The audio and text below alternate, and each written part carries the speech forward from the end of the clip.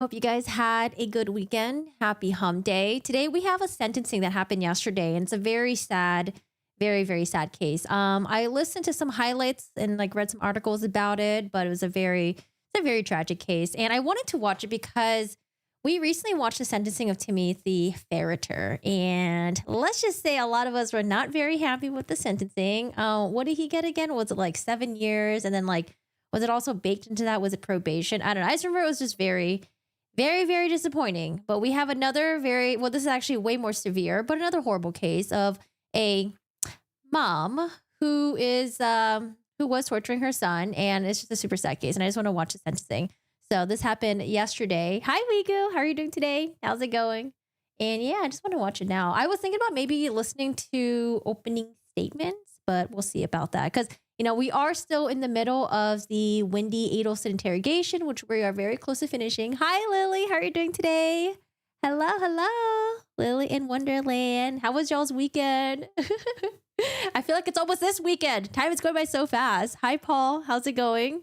How are y'all doing today? But we are in the middle of Wendy Adelson's interrogation, which I want to finish at some point. I think we just have one more stream to finish it. And then we can finally get to Charlie Adelson and some other people. Hi, Irene. Hi, Edward. Also, I tweaked my audio a little bit so you guys won't be able to hear my obnoxious breathing as much. But let me know if I messed up the audio in any way. Yeah, just let me know.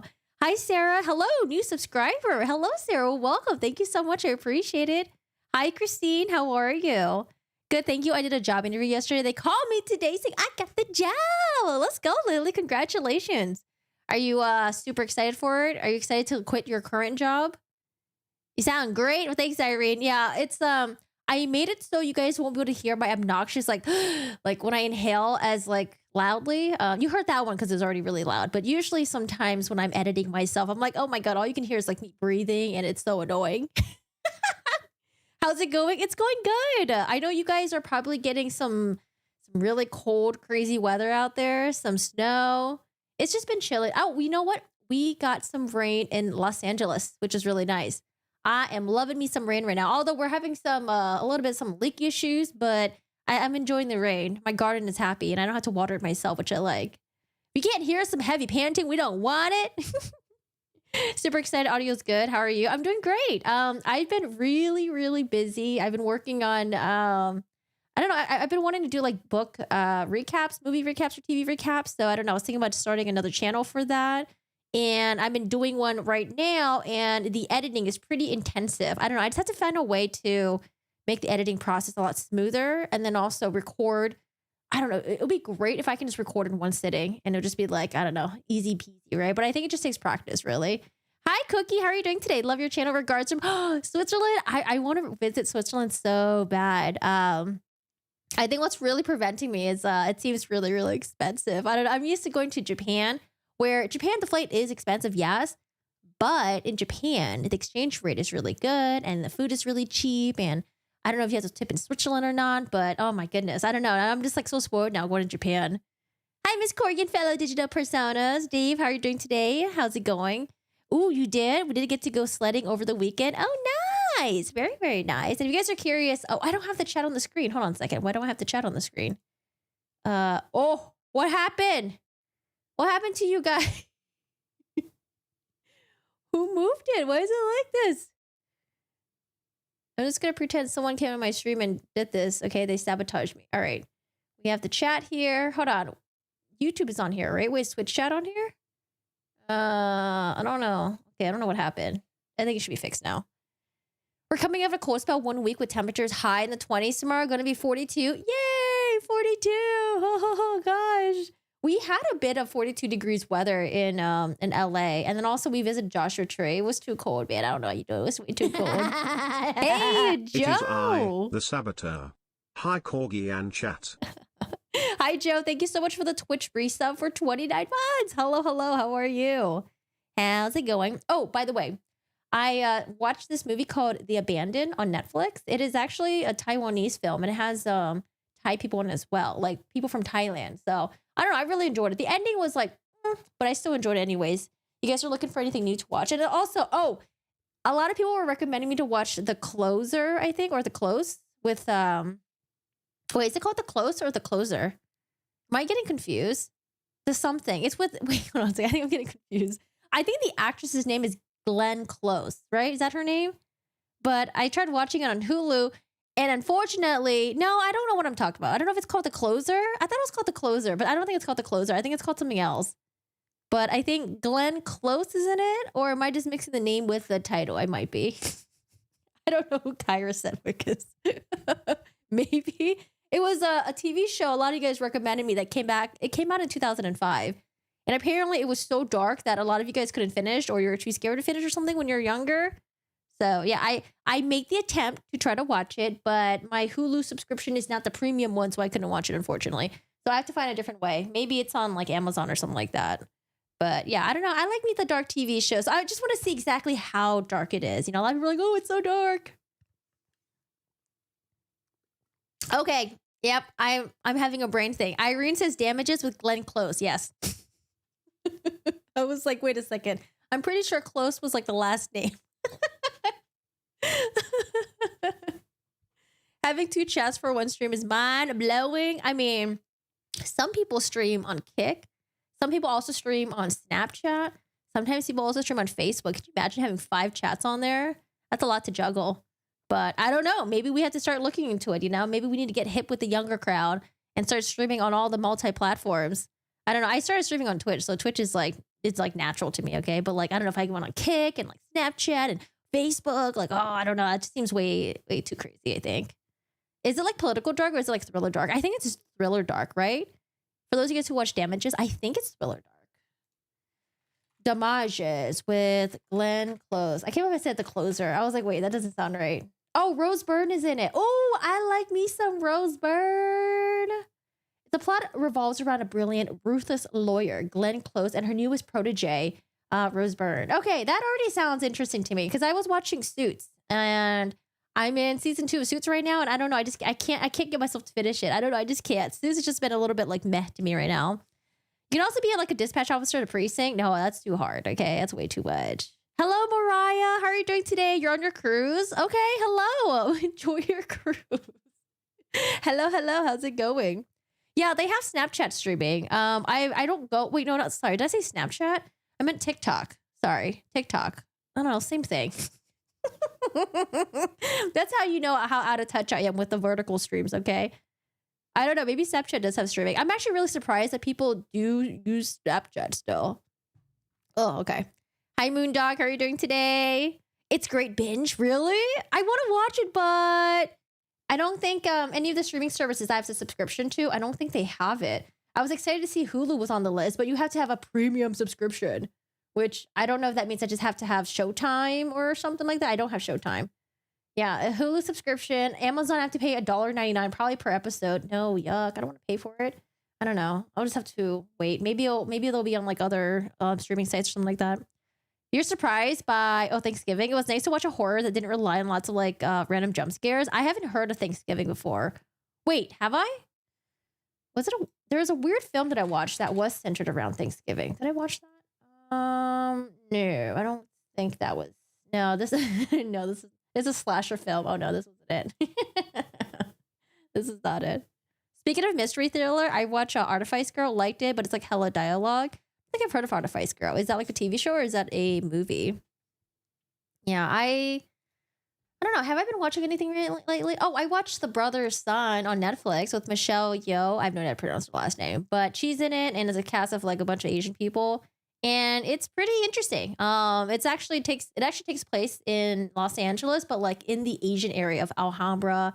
There's Chinatown in there. I don't know if Arcadia is in it, but it's like mostly in Alhambra, which is pretty cool because that's my favorite place to go eat nowadays. Go to Alhambra. It will come back around again. It's such a good series. Yeah, I mean it's on Hulu. It's just that I think you know how sometimes like now these streaming sites is like you don't just have to like subscribe to Hulu. You have to subscribe to Hulu and then like one of their like umbrella like subscriptions like Showtime or something like that. So I have the Hulu subscription. I just don't have the other premium subscription. So I'm sad. San Gabriel Valley. Honestly, I don't know what the difference is. Like is San Gabriel Valley just a huge umbrella for all like the Asian area or is San Gabriel Valley like a small area? Because I know there's Arcadia, I know there's Alhambra, but San Gabriel Valley, is that just like, does that encompass all of it? I don't know. I don't know. It's getting mixed up. I just know it's Asian area. Oh, okay. Pretty much Asian umbrella. Gotcha. So then what is 626? Is 626 also considered San Gabriel Valley? Oh, really? Born and raised in Alhambra. No one ever knows where it is. I know. I'm so glad that they have a TV show about it now. I'm like, yeah, it's so cool. And then they're going to all the restaurants and stuff like that. Although I don't know, some of the restaurants don't even exist. One of the restaurants they went to was called Number One Asian Seafood Restaurant. I don't know if that's a thing. The building looked familiar, but I think they like renamed it for the TV show or something just to make it funny. Oh, born and raised in SGV. Okay, Alhambra SGV. I see. I don't know the difference, but I guess SGV is just like the broader, larger area. All right, y'all. It was nice catching up with you guys. Today we are gonna watch the sentencing of Shanda. Shanda's on my screen right here, and I wanted to watch this because we came off, was it a couple months ago, from watching the Timothy Ferritter case, and that sentencing was pretty disappointing. Although in the Timothy Ferritter case, you could argue it was not as severe as what went on in Shanda's household, but I don't know. The whole thing, it just makes me really sad. And of course, with Shanda, it resulted in her murdering her son. Timothy Ferritter's adopted son, he is still alive today, but, probably horribly traumatized. But I wanted to watch the sentencing for this, and I did see a little bit of sneak peek preview. Hi, Not Band. How are you doing today? Hello. How's it going? Hi, Yoshi. Shiro's just chilling here, okay? He's my cute little pot-belly pig. Ever since he's got his belly shaved, I've just been patting his belly because it just looks so cute all naked and stuff like that. Little piggy-like. 66 is the area code, okay? And it's also the name of the 66 night market. Okay. I went to the night market before. It was very disappointing. I did not like the night market. I felt like it was a lot of Instagram-worthy picture foods, but the food itself was not very good. It was very expensive. So, but I hear there are some other night markets that are pretty decent or good. I don't know. I feel like I just don't go to night markets anymore because I feel like it's just so expensive. Hi, Morton. How are you doing today? Hello, hello. I just watched her son's, interrogation. She manipulated the hell out of him. Her older son. Yeah. So unfortunately, it's Shanda that's involved. And then she directed her older son to also torture the boy as well, which is just so sick. And then I found out there was another kid that lived in the household. I think like a 9-year-old as well. But here's the thing. The thing that I always find in common with all these sickos is when they take locks, padlocks, whatever locks, and they lock up the cabinets, they lock up the freezer, they lock up the refrigerator so the child doesn't have access to food. Like, who does that? I feel like they all do that. It's all like some sort of like food control, locking up everything. I mean, even with Ruby Frankie, locking up food or making so that like her child or her children had to do chores before they can have breakfast, and just like weird like food manipulation stuff like that. Like, I don't know. These sickos always have the same thing in common.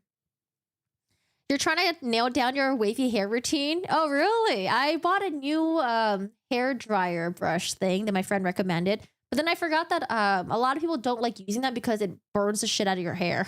It's like way too much heat. So I think I'm going to return it. Dominance. Yeah. Have you ever seen My Strange Addiction where a guy has a relationship with his car? I have seen that. Or I read about it. There's actually a horror movie about a woman who has sex with her car, and it's a horror movie, and then she actually becomes pregnant. She actually becomes impregnated by it. Oh God, weird movies. Your black pants have rubbed on your chair, but it's already needing reupholstering. Ooh, that's not fun. The food thing is so sick. The poor child. Yeah, I wonder. Because I think Shanda's older son has also been arrested, and are they also facing are they also gonna have a trial as well? Because he testified against his mom. Oh, and you know what's crazy about this woman here? I mean, everything about her is crazy, but she was on her way to becoming an attorney. Okay, an attorney. She passed the bar apparently after first try, and she was pursuing to getting her JD and all that stuff. Like, wait, no, sorry, JD is when you get the the law degree, right? So she must have already gotten her JD, and then she took her bar exam. Oh, yeah, yeah. Oh, yeah, yeah, yeah, yeah. Hi, Wayne. How are you doing today? And apparently, I think she was a law clerk, too, for a judge when all this was going down. Shira, sleeping right now. It's very random. Sometimes you get appearance, sometimes you don't. The Argan Magic Curl Cream is awesome. I have very fine hair, so I don't know. Curling hair is just annoying. I love curling my hair, though, but also I don't like the time-consuming aspect of it, but I don't know. Anyways, y'all, we got Shanda here, and the sentencing is not very long. Sometimes sentencings can be like almost all day, and sometimes they're super short. So today we have a fairly short sentencing. It won't be too long here. He's clearly mentally impaired. I don't know what his grasp of right and wrong are. Clearly, he has a strong need to please authority. Yeah, I think that's what his excuse was when he went up there on the stand. He just wanted to please his mother. He doesn't have a lot of like friends, doesn't really make good emotional connections with other people, and all he had was his mom. But yeah. So yeah, I don't know what happened with the older son. Yeah, pre-law tube, I probably would have thought bar and JD. Twitch thinks you're calling me a thought. That's why they held back your comment.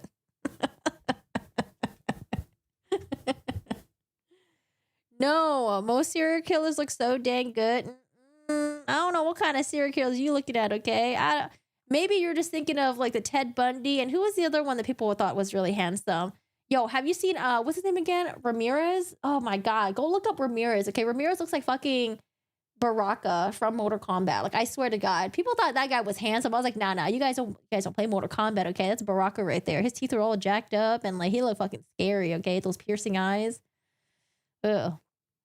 All right, y'all. Anyway, so let's get to the Shanda sentencing today, and she was found guilty for the murder of her son from this was like in July 2022, so about like a year and a half ago. Hi, Dom's mom. How are you doing today? How's it going? And then again, let me know my audio if it starts sounding if there's any words that you can't hear. I have I think it's called, what's it called again? A noise gate? I think it's called a noise gate. It's where if I'm whispering, you won't be able to catch it on the microphone. But hopefully you can capture my sort of whispering. I just don't want you guys to capture my breathing on the microphone.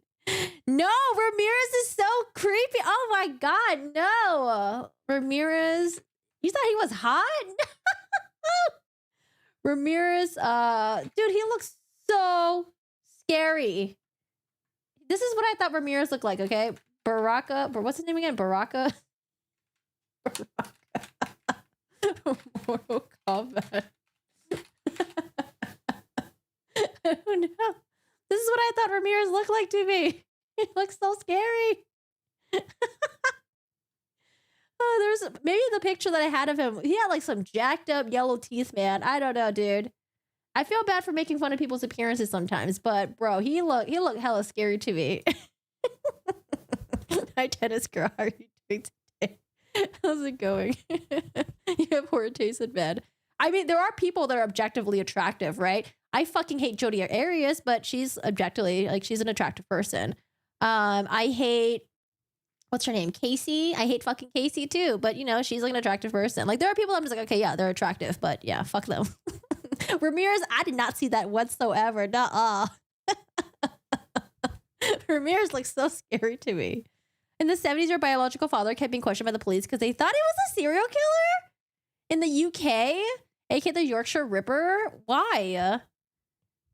Why did they think it was him? Was he always like in the vicinity when the murders happened, or you think he's primitive looking? He just looks scary. He's like freaking scary to me. Okay.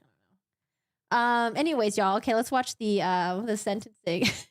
Oh my gosh, I'm gonna have Ramirez in my nightmares now. Ramirez is creepy AF. Yeah. Oh man. Okay. All right.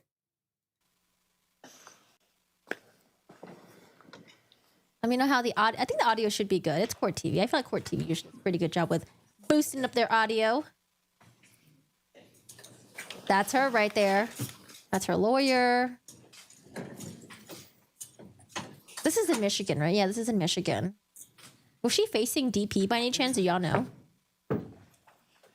Yeah, Ramirez looked creepy. Hi, Bly.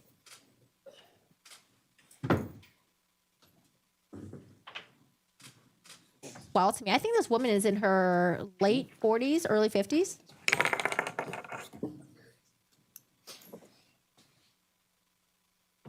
And apparently her husband was not living in the house anymore because he had a stroke that was so severe. He had to move back to his parents' house and they had to take care of him.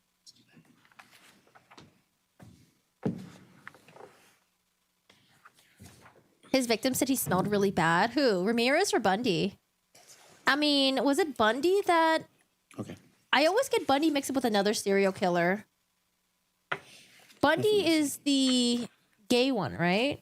Who basically targeted gay young men. And then he would stuff the bodies in the walls. Was that Bundy?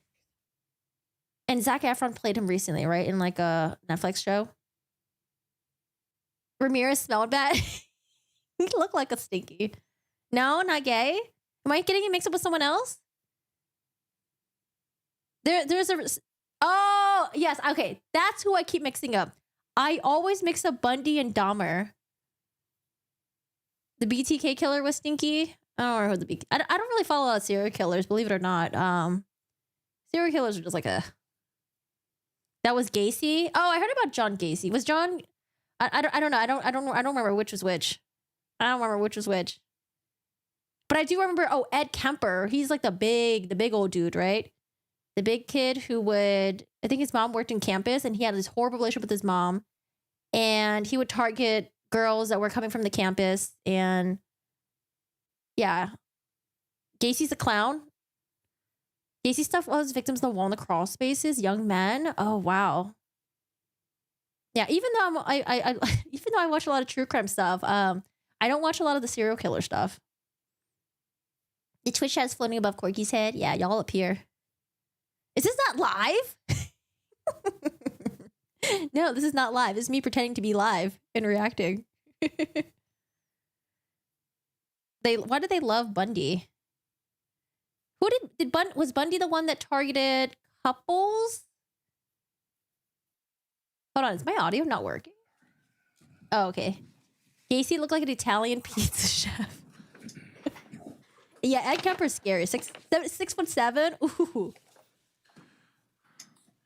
We are on the record in file 23110FC. It's people of the state of Michigan versus Shanda Vander Ark. Are you Shanda Vander Ark? Yes, sir. No, the couples of Zodiac. I'm so sorry, y'all. I'm telling you, I do not follow any of the serial killer stuff. Okay, that's why I'm getting it all mixed up. Bundy attacked lone females, I think. Okay. And then Zodiac, they caught him. Didn't they end up catching him recently, right? Bundy was the one that was played by Zac Efron in that movie. Really? Oh, you're right. You're right. Zac Efron played Bundy, and then the kid from, well, he's not a kid, but the kid that was from American Horror Story played the other guy. What's his name again? The other dude. Shit, I just saw it. Not Gacy. Dahmer. Yeah, Dahmer. Okay, I completely have just them all. They're all just all mixed up to me. I don't know. They're just all mixed up. She has like 14 strands of hair to braid. Are we making fun of her hair? Okay, hello, Shanda. Michigan versus Shanda Vander Ark. Are you Shanda Vander Ark? Yes, sir. All right, Miss Vander Ark appears before the court with her Wait, I'm a little bit confused. Is this not the same judge that oversaw her murder trial, or is he just saying that just so it's on the record? attorney, Mr. Fred Johnson. The people are represented by Matt Roberts. The date and time scheduled for a sentencing in this case. Have the people had a chance to read the pre-sentence report and the attached guidelines? We have, Your Honor, we have no additions or corrections, although I have been advised by Mr. Johnson that he does have a number of corrections. We've discussed those over email, but for his objection to... Okay, I don't know what's up with this audio. Who's whispering in there?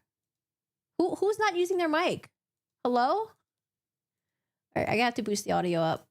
I'm gonna boost the audio up because someone back there is whispering. Bundy also killed the girls at FSU in Tallahassee. All these serial killers, they were all from the 70s, right? 70s and 80s? Except for Ramirez. Was Ramirez earlier than that? Was he like 80s, 90s? Bundy's last victim was a 12-year-old girl. Rodney Akala, I don't know who that is. I've only heard of these serial killers because there's this book that I read. It's from a retired FBI worker. I think he's retired actually.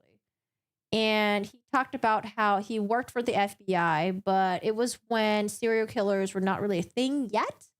And he was the one that he was like one of the first people that brought on like criminal profiling and stuff like that. It was pretty cool. I read that book, and that's when all the serial killers were mentioned. But yeah, I get them all mixed up because I don't remember who's who. Ramirez was like early 80s. Okay. I think I remember that. Because I think I did watch a doc on Ramirez. Was he the one that was caught because I think there was a car that had evidence. Was it like a car by the bridge or something like that?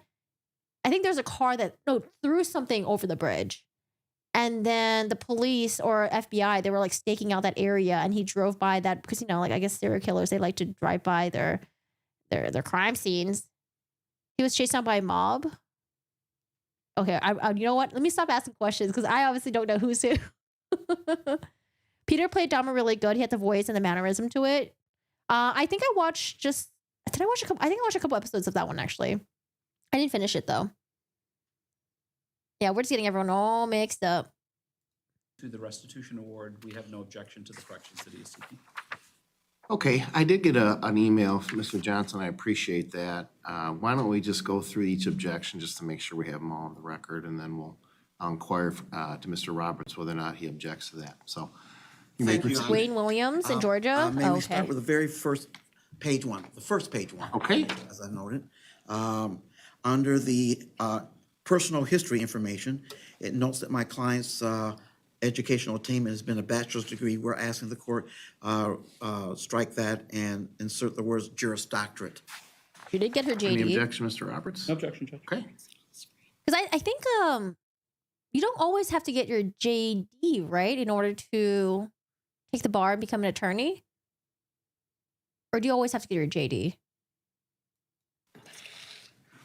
She And knows then I have friends just that for probation knows, took the I'll, bar. Ms. Anderson, I will send you, did you get a copy of the email? I did not, Your Honor. All right, I'll forward that to you just so you'll have it in writing exactly what all the corrections are. So, all right, go ahead, Mr. Johnson. On page two, the very next page, at the under the rubric jail credit, it indicates that the dates that we're in Take question receipt. here are in July 7th, 2022 to January 19th, 2024. And we're asking the court to amend that to today's date, the second date, January 23rd, 2024. Any objection, Mr. Roberts? That checks out, Judge. That'd be 4 additional days, so 575 days of credit. Okay. That is I'll our change it. position as well. Thank you. Let's see here. Make sure I don't miss anything. Judge, on page two, the interior of the document, the second page two, on the, let's see, third paragraph down, there's a request for restitution for $5,000 to the Michigan Department of Health and Human Services. We object to that request. We ask that the court disallow that request at this juncture. We haven't received any information LSATs, yes. LSATs in order to get into law school. to justify it. And we'd ask for a hearing if all good, if the Lily. court plans to proceed on that. Mr. Roberts? Your Honor, that request is made by the Department of Health and Human Services as compensation back to the Crime Victims' Rights Compensation Act. That fund did pay out some funeral expenses as a result of this, and the fund is entitled to seek compensation from the defendant in those cases. I think it would end up being joint and severally liable with Paul Ferguson as well if we get to that juncture with Paul Ferguson.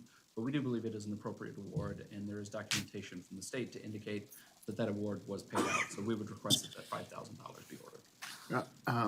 Has Mr. Johnson been provided that documentation? He may not have. I can forward those to him. So.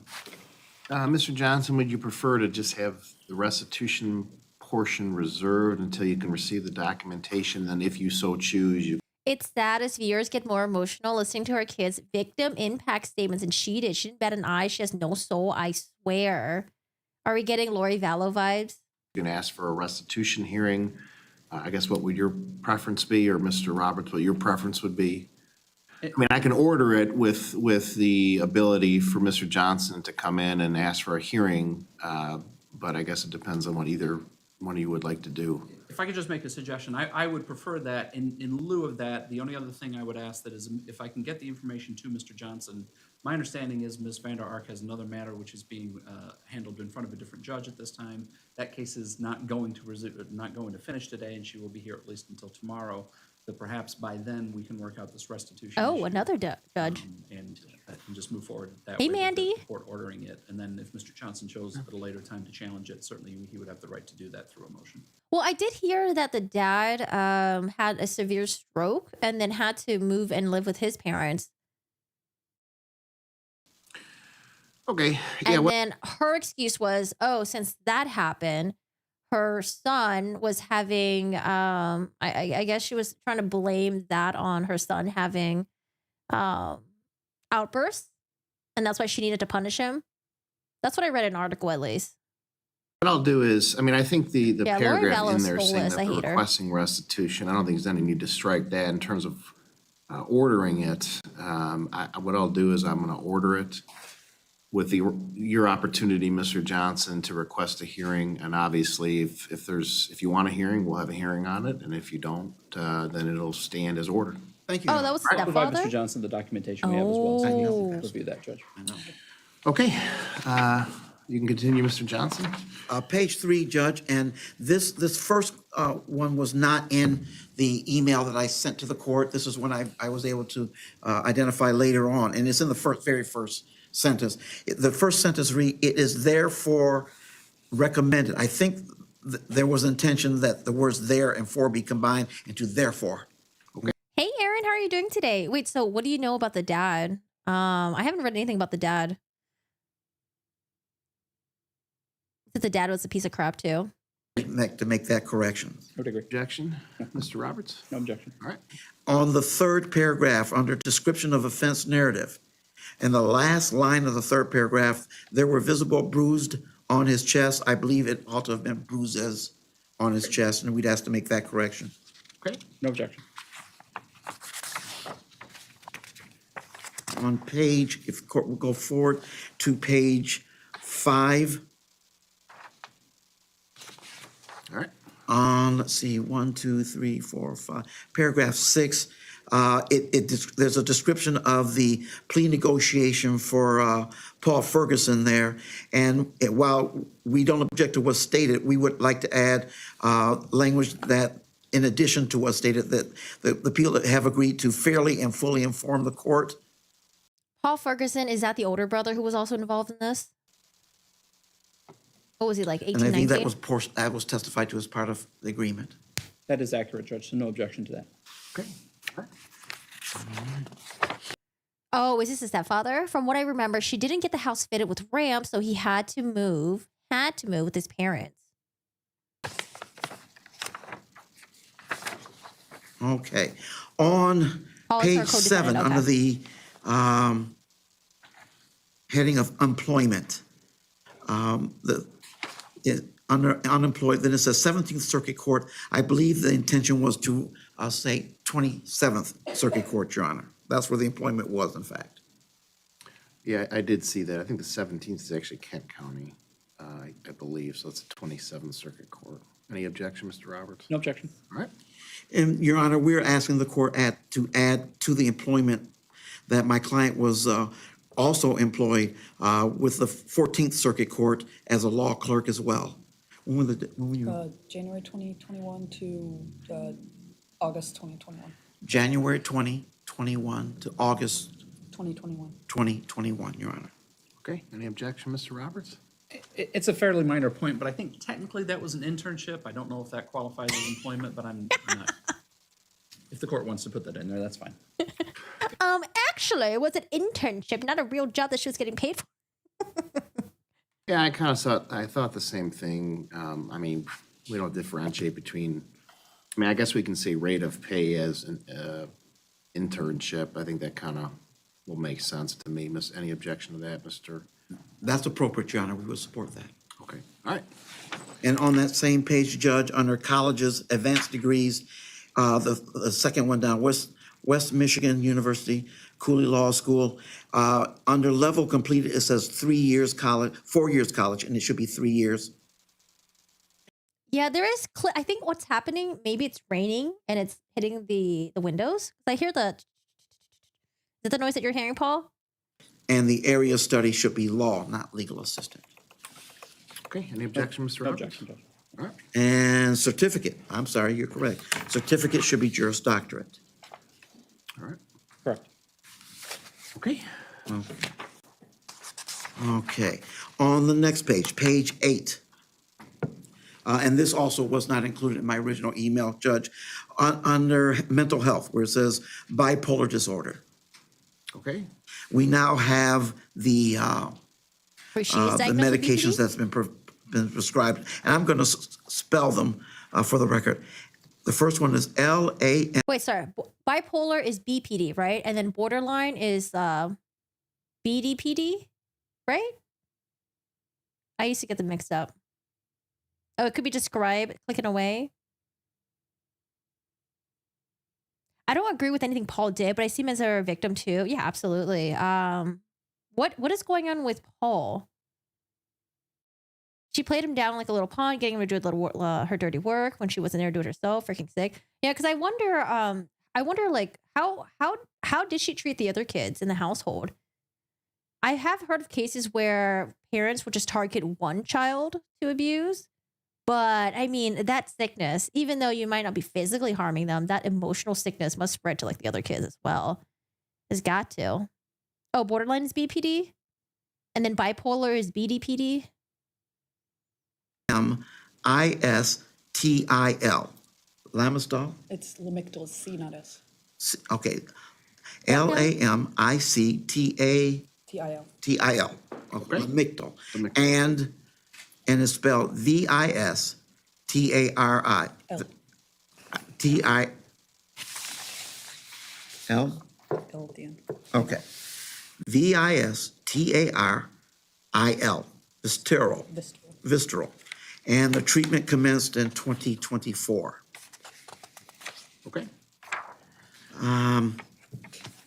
The third page one, the Oh, following just kidding. Bipolar is just BP. Sorry. I'm having Monday brains right now. page, Oh. under basic information, highest grade completed. It says bachelor's degree, that should be Juris Doctorate, Your Honor. Okay. Any objection, Mr. Thanks, Roberts? Bly. No objection. And thank you, Your Honor, I have no additional corrections to make to the PSI. All Is right. Paul also waiting Any trial, or did he additions or take corrections? did he take like a plea deal any chance? Because I know he testified against his mom. To the guidelines at all, Mr. Roberts? No. And Mr. Johnson? Any corrections or additions, any corrections of the guidelines at all? No, sir. Okay. Oh, he did. He pled guilty. Any challenges of the guidelines, Mr. Roberts No, Judge. and Mr. Johnson? No, sir. All right, Ms. Vander Ark, have you had an opportunity to review the pre-sentence report and the attached guidelines? Yes, sir. Any additions or corrections that you have? No, sir. I got all of them. Okay, Mr. Roberts, I believe we have some individuals here who wish to make victim impact statements. Is that correct? That's correct, Your Honor. The two older siblings of Timothy Ferguson, with exclusion of Paul, would like to make a statement. Okay. Oh, they there are may, two other come older forward, siblings. And whoever wishes to speak first may go ahead and they can. Wait, does she have like 5 kids in total? Because I heard that there was an 8-year-old in the house. There's the victim. There's Paul, who participated in it. And then there's 2 other older siblings? Stay there. They can come to the podium. It's completely up to them. So- Okay, no trial for Millie Paul. Ferguson is Gotcha. going to be first. Okay. Okay. And just for the record, I think Ms. Ferguson actually wrote a letter as well, I believe, and I believe it's included, yes. I have read that's attached to She's waiting the for PSI, but something. she's certainly welcome to make a statement. So. Is Paul also like disabled by any chance? I'm good. How are you? Can you please state your name for the record? Millie Joan Ferguson. Go ahead, Ms. Ferguson. Thank you. I'm Millie. I'm Timothy's youngest older sister. I'm 2 years older than him. One of my earliest memories I have was being taken away from my parents by CPS. My 2 older brothers rode in a car ahead of us, and me and Timothy rode together in the second Why? car. And in every picture we have as a family, Timothy was always right by my side. We were the 2 youngest, the 2 smallest. We were the two that sat in the middle in the backseat car rides with the too small car. The last two to get hand-me-downs, the two that never had to worry about not getting homework help from an older sibling. He was always 2 years behind me, so every time I got to the next level in school, that's how many years I had to wait for him to follow along. When I was in 8th grade, he was in 6th, and there was a student in my science class that started talking about him, trying to start rumors. I stood up right as class was starting, as people were quieting down, and I shouted at him to never talk about my little brother.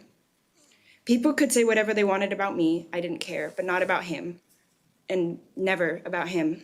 Kids can be so mean. I don't know how you guys deal with it, you know, with your kids, like being bullied and having them deal with that. And like, oh, I don't know, it's just so sad. Shanda has been a horrible mother all along. There's 5 kids. Paul does have some issues. He was clearly neglected as a child. The judge asked him to to get a mental evaluation before he was sentenced. Okay. I think the judge might think that he might be on the spectrum. Gotcha. Because I was his big sister.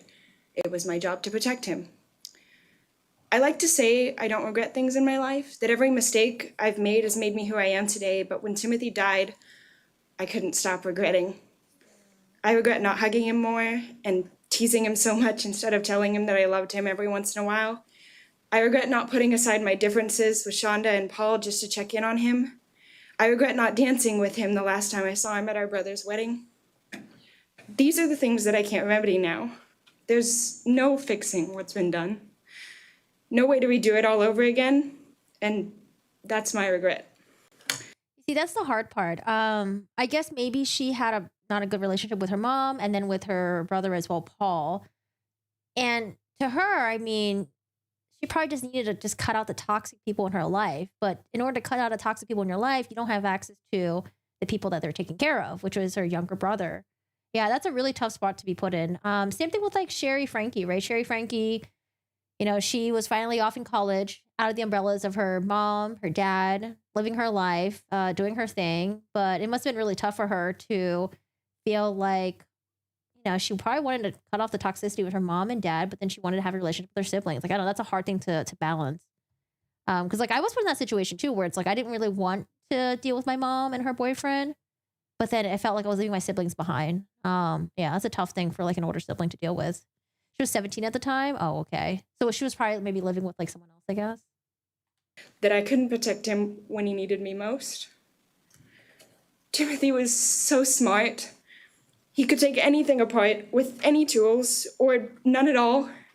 He had trouble focusing, but when he did, he was just as smart as the rest of his class.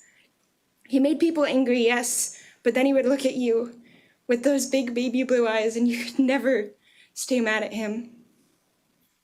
It took me 6 months of therapy after he died to even properly feel the emotions of his death. And I'm still in therapy today. I've been trying so hard since he passed away just to try to let people know of him, let people know that he was loved, that there are people out there grieving for him. I'm here today for him, because I was asked to speak for him, because I was given a victim impact statement for him instead of a witness one, because the victim of this crime can't speak for himself. I knew him his whole life. I held him the day he was born, and I continued to try to hold his hand as long as he was by my side, until he wasn't. I want the woman who killed my little brother to face the highest punishment possible. I want her detained for the rest of her life so she can't hurt anyone else. And I want the world to know that Timothy was wanted, if not by her, then by me. And it's the siblings that will know the pain that what the younger siblings went through. Like the reason why I was so pissed off about the Timothy Farrader case was the siblings came, they spoke out against their parents, and I felt like that just went ignored. You know, it's the siblings that see the day-to-day of how the parents treated the kid. And I felt like the judge was just like, oh, I connect with this man because he has a military background and he probably just ran a tight ship and the kid just didn't follow that. I don't know. Oh, God. Oh, man, I'm so sorry to hear that. How's your relationship with them now? Have you cut them off? Are they trying to get back into your life? Ugh. She should never been allowed to get them back. It's like maddening. She's so impressive. Hard to believe that she came from that. That's so sad. Yeah, absolutely, Bly. She was supposed to have them in the first place. The dad have them. Oh, the dad gave them back to her. Did the dad just want nothing to do with it? Was the dad just like a piece of shit?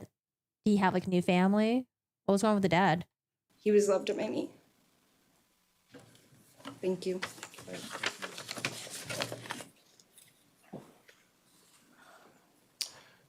Nolan Ferguson would be next, Judge.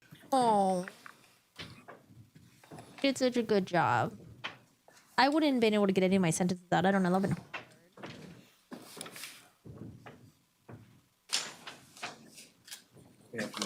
Please state your name for the record.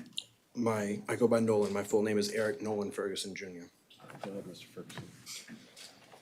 I am Timothy's oldest brother, and unfortunately the oldest child of Shanda, Vander Ark. I live with my wife 900 miles from here, and in July of 2022, I was working 60-hour work weeks, trying to build a career when I received a phone call that I never thought I would get.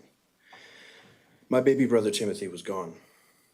For 2 days, I reeled with no explanation until I was informed that our own mother was in jail for his murder. Somehow, making an entirely unexpected and deeply awful situation worse. I thought that things were different than when I was younger. I thought my mother had changed for the better. Not one day has been easier since then. I've had to leave my career behind. My wife has to watch helplessly as I struggle, day in and day out, wondering how none of us knew what was going on, wondering if I told Tim I loved him enough times for him to remember up until the very end.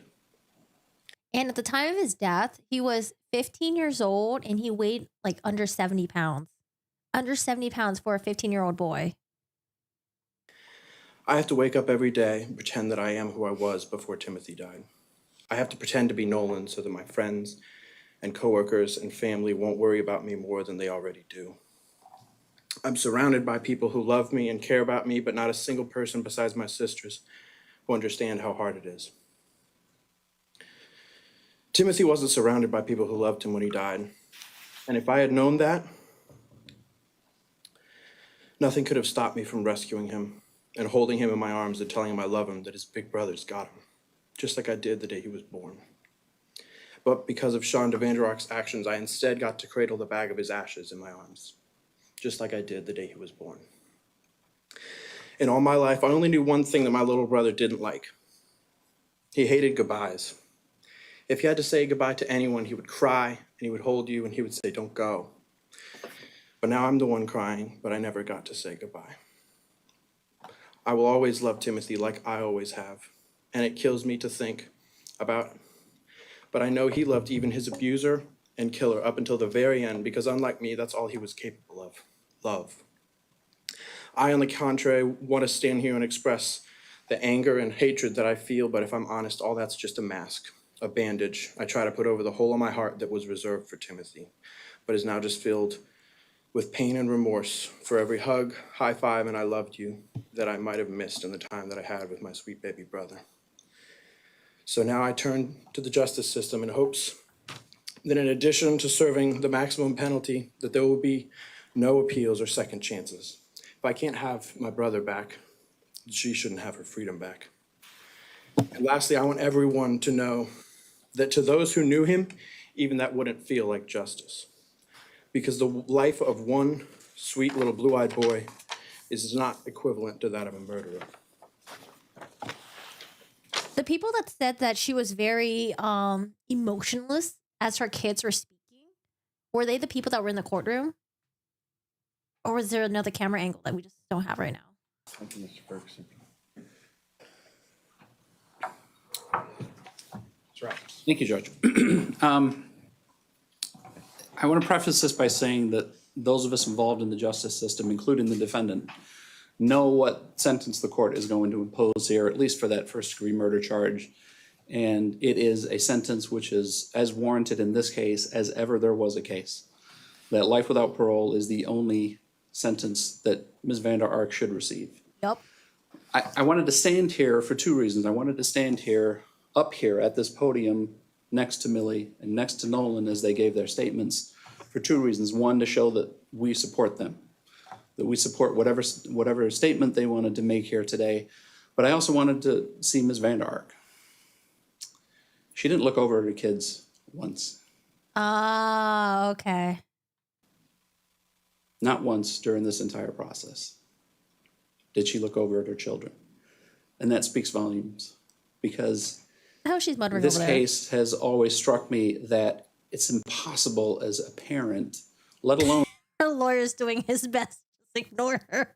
What do you think she said? Hold on. Let's see if I can lip read that. children. And that speaks volumes. That's not true. Because That's not true. this I think. case has always struck me that it's impossible as a parent, let alone as a human being, to understand the depths of the depravity that it took for us to come here today. All of the things that she did, or all of the things that she withheld, or all of the things that she directed her other son to do, are so callous and so cold that they just defy explanation. And I convinced myself that the only thing that could make any sense is that on some level, she had stopped thinking of her children as human beings. And frankly, her not looking over and not even wanted to express some type of emotion or some type of remorse or some type of recognition of those two older children that she had a hand in raising and who spoke so eloquently and so beautifully and so passionately here today, just reflects what I guess we already feared and already knew about Ms. Vander Ark. Wait, quick. One in chat if you watched her cross-examination. Two in chat if you did not. She testified. What? She actually testified. When she went up and testified, what did she say? You got some ones.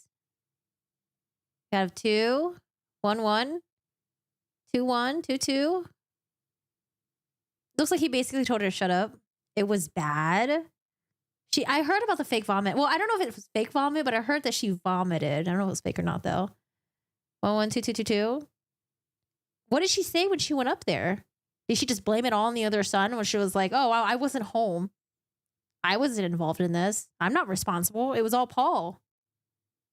She talked about how smart she was. You did see the vomiting part? She embarrassed herself. What was her defense? I'm surprised she testified. A lot of excusing, mental illness? By a long margin, this blame Paul case for has sure? been the most difficult case that I've ever worked on as a prosecutor. There are a few people that have had any contact with this that wouldn't say the same thing. Whether it's police officers, whether it's the first responders, whether it's the paramedics or the firefighters who were on the scene, who all needed counseling to get through it. To the prosecutors that have looked at this. She said Tim was bad. He had it coming. She blamed everything on Paul, said she had memory issues, so she couldn't remember when things were against her, but remember everything in her favor. Convenient. Why did she go up there and testify? She was supposed to continue testifying the next day, but she said she was sick and she didn't come. She said she couldn't remember? What? The other attorneys that have We have looked to watch at a this, cross-examination? to anyone you talk to, nobody can look at this and understand any of this. And certainly nothing in Ms. Vander Ark's testimony, we know it wasn't persuasive for the jury, and nothing in her testimony can provide any real insight into what was going on here. Again, other than what I feel is the conclusion here is that her children were just not people to her, that she just stopped thinking of them as that. They were, certainly Timothy was just an obstacle to her. He was a challenge that she was going to win. She was not going to let Timothy win. And she said it over and over again in the text messages. And it's just unfathomable. Again, I know the court has no discretion to impose, and we certainly welcome. And Who's on Zoom? I think it says probation, state probation. stand wholeheartedly behind the court here having to impose the life without parole sentence. But I would say this, the court does still have some work to do because it does have to impose a sentence for that first-degree child abuse case. And as the court is aware, and we have not contested the guidelines in this case, they call for a minimum sentence of between 135 and 225 months. But I submit to the court, if ever there was a case, if ever there was a case where the guidelines don't even come close to reflecting the charge, it's this case. If not this case, then I can't even fathom what case it would be. even with the offense variable scored at nearly double what would be necessary to maximize that score, that still doesn't even scratch the surface of what this woman did. I don't know, frankly, what number to suggest to the court. For years, I practiced in front of Judge Hicks. I know that Your Honor did as well. And Judge Hicks would frequently throw out numbers when he was discussing the discretion that the court has for life offenses, to throw out just numbers that just seem ridiculous. By the way, my son has autism. The stuff Tim did was pretty typical for any child. Nothing abnormal at all. He broke a few toys, got into some snacks. Not usually any unusual for like any child. I think I read an article where he was so hungry that he broke into the freezer and ate like chicken nuggets or something. But he was unable to warm them up, so he ate them frozen. I read that somewhere, which would just show how hungry he was from being starved by his family. And she was just so pissed that he ate chicken nuggets. And that's why I guess they started implementing locks and all that stuff. They don't seem ridiculous in a case like this. Oh, also, I want to point out, remember in the Timothy Ferreter case, when the other siblings went up there and did their victim impact statement, they were like, you know, the kid, he was just a normal kid. Like sometimes we would play around, sometimes things got rough, and sometimes we got hurt. Like he was just a normal kid. But yeah, the judge just didn't really see it that way, I guess. Yeah, because he was like so starved, he snuck some food and he was like tortured for it. They just don't. Because nothing, again, can touch what this case was. I know, it's so sad. Nothing will bring Timothy back. We all know that. We can't escape that tragedy. That the time for that has passed. But I would ask the court to send a message here that reflects how heinous, how callous, how cold, use whatever adjective you want to describe these actions. That even for that first-degree child abuse case, that's what this sentence should reflect. And those guidelines just don't even come close. So I leave it in the court's discretion here, and again, knowing that despite about the, what decision it makes on that ice charge, it has bath, no discretion the with hot the life sauce. without parole sentence. And the only solace I take away from this, and I hope all the relatives and all the loved ones and all the people that cared about Timothy know that the only thing we can do at this point, and the only thing this court should do at this point, is to make sure that Ms. Vander Ark never sees a day of freedom again. Mm-hmm. Thank you. Thank you, Mr. Roberts. Mr. Johnson, any allocution on behalf of your client prior to sentencing? Yes, Hey, Your Honor, if I may. Nitros. Very few people, I think, in this courtroom have the experience of going into a jail to meet your client for the first time. I know Your Honor has. And it's a strange feeling to go in there, because usually when we go in there, Judge, we've read a police report. And in some of those cases, it describes something just horrible. It's just a terrible thing that's happened. And we go into those jail cells and we see this client, and we're looking because we're expecting to see horns in the tail and the pitchfork. That's what is being described. And we get in there and we see just a person who is now facing jeopardy due to the worst thing that she's ever done in her life.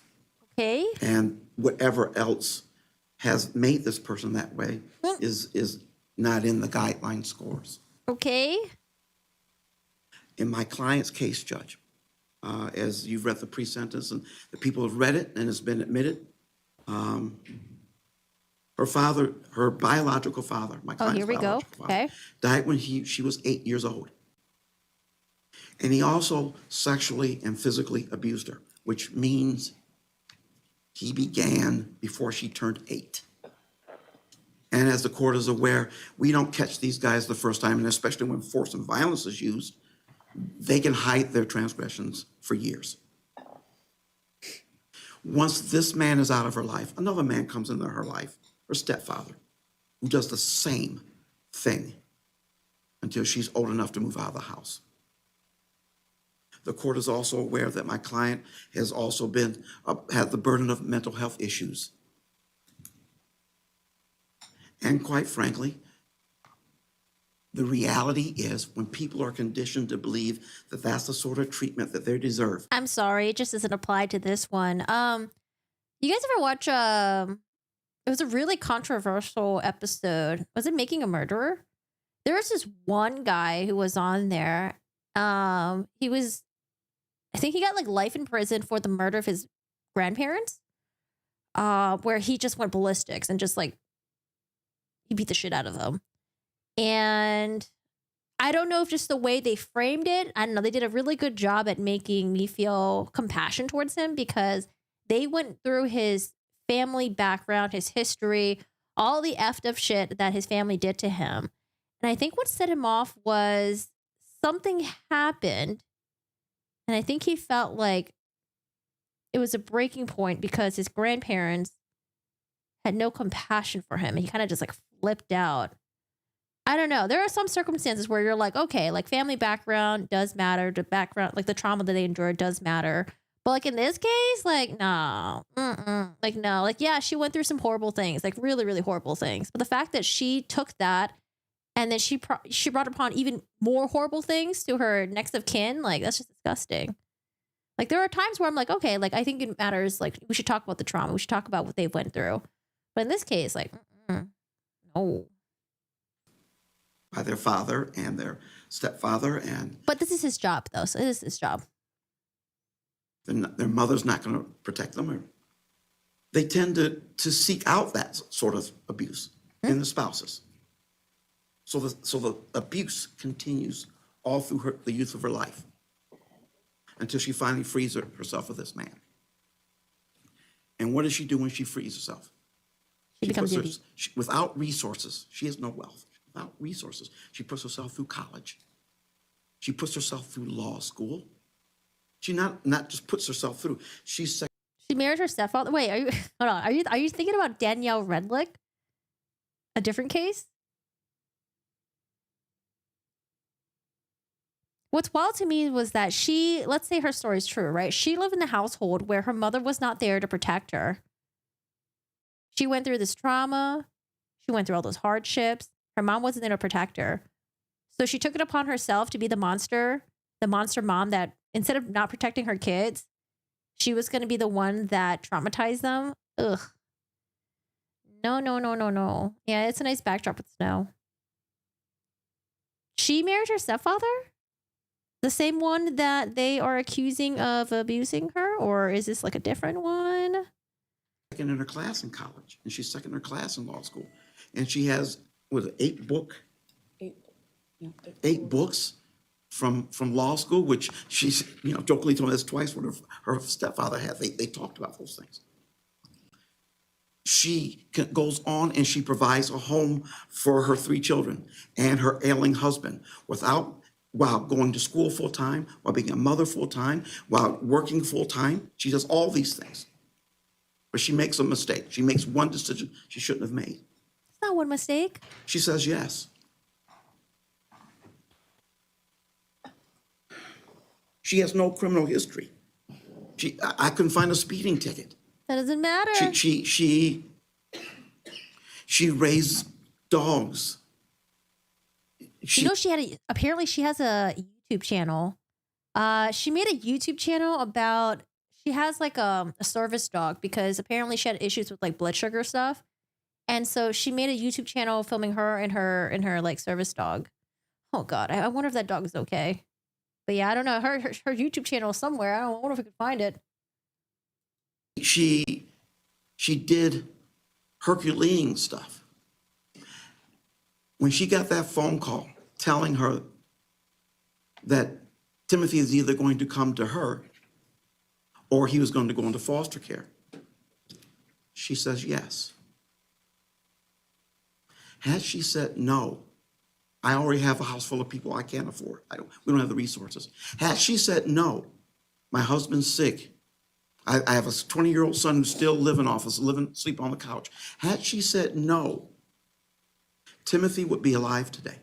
And he would probably be in the loving care of a foster family, probably someone who could take care of kids with special needs. Okay. Had she said no, with her academic backgrounds, and quite frankly, given the fact of she has a relative in the legal profession who's highly regarded in the profession, she would now be practicing law and probably be doing very well at it, given her academic abilities.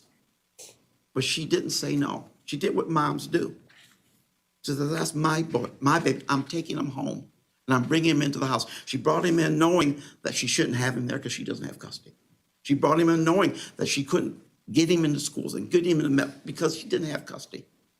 Her ex-husband was not going to assist her in that. She brought him in knowing she wasn't going to get any more financial assistance. It wasn't I'm sorry, but if you know that you're a piece of shit, you do not take care of your own kids, okay? You let someone else do it then. her intention for us Can't to give her be credit here. for this. It was never her intention. I also very curious about why her kids were taken away in the first place. Man, because like to have your kids taken away, especially like what? How many years ago was that? I wonder what she did. Something broke. If if she said no, or if we wouldn't be here, something broke. Judge, this case makes no sense to anybody. There is no gain for her from this conduct. And if the court heard the transcripts of those emails, those text messages, she and Paul are unaware of the damage. They don't see it. How could you not see it? Because something's broken. There's no specific intent. So what is he trying to pitch? He's trying to pitch like 20 years, or is he trying to pitch life with parole? What's he pitching over here? There's no intention. Her intentions was to mother her kids like she did the other two children that were in her household. That was her intention. Her intention was to provide, as she did with the other two kids. You don't see this with the other children. This is just something about this boy and this woman broke. 30 years ago, we didn't know about postpartum depression. 20 years ago, we didn't know about postpartum psychosis. Someday, somebody's going to tell us what's wrong with this woman and why anyone would be capable of what she did. Someone's going to explain it. 400 years ago, Or it might there might not be an explanation later down the road. It's just that she was just a sick person who enjoyed the torture of her fucking kid, and then she got another kid to do it. burned people like her at the stake. Because, no care in the because world. the bloodlust was there. And that's what made people feel better. And that was their solution to a horrible situation. Well. Yeah, nice try. It's like saying that, like, she may have been a serial killer and murdered a bunch of children. But, back then, we didn't know that postpartum was a thing. Maybe one day there will be an explanation for this as a reason why she's a serial killer today, murdering a bunch of children. Maybe one day there's an explanation for it. We'll just all be laughing. Just like, oh, okay, we finally understood why she decided to do that. No. There is, Mr. Roberts' trying, description of this offense, nothing's inaccurate. Nothing he said do I disagree with. Do we have a mental health But I evaluation? think We you have to add right? in the part that something's wrong here. Something's wrong here. And even if we can't put a label on it, we all know it. Timothy was her blood son. This wasn't some child. This wasn't a financial gain. This wasn't a stranger. This was her blood. She gave birth to this boy. Hey, Andrea. And yet she was able to do what she did. Something's broken. The human mind just is its capacities and its reasonings. I don't claim to understand, but we can look at her life before then and the circumstances, and they come together. And unfortunately, Timothy is the victim of it. That we get that. But the idea that this is premeditated or she intended, when they found the video show when she was surprised. She was surprised when he passed. I did hear about that. I heard her and Paul were both very surprised that he ended up succumbing to his death. Something's amiss. And I'm asking the court to respond to that reality. The easiest thing would be to What? exceed the guidelines. But I'm asking the court to do the hard thing, and that is to respond to reality. This is a person who, if she had said no, 10 years from now, she'll be practicing law, and people will be asking her to come to speak at high schools to talk about how you overcome what you've overcome. Can you link The it in the mental health Discord? issues, the abuse from man after man after man. This was a survivor and a person who pulled herself up by her own bootstraps, no resources, all on her own, all her effort. This is what she's done as well. And it's unfortunate, it's horrible for Timothy, and it's horrible for her. But at the end of the day, we're not looking at evil, we're looking at sick. And I'd ask the court to apply that standard. Thank you. All right, thank you, Mr. Johnson. Ms. Vander Ark, do you wish to say anything prior to sentencing? Why not? Why not? You testified. Okay, I'm gonna use the bathroom really quick. Oh my goodness. All right, let's get ready. Judge is about to speak right now. And you know what? I think I want to watch her cross-examination. I'm very curious to see how she carries herself on the stand.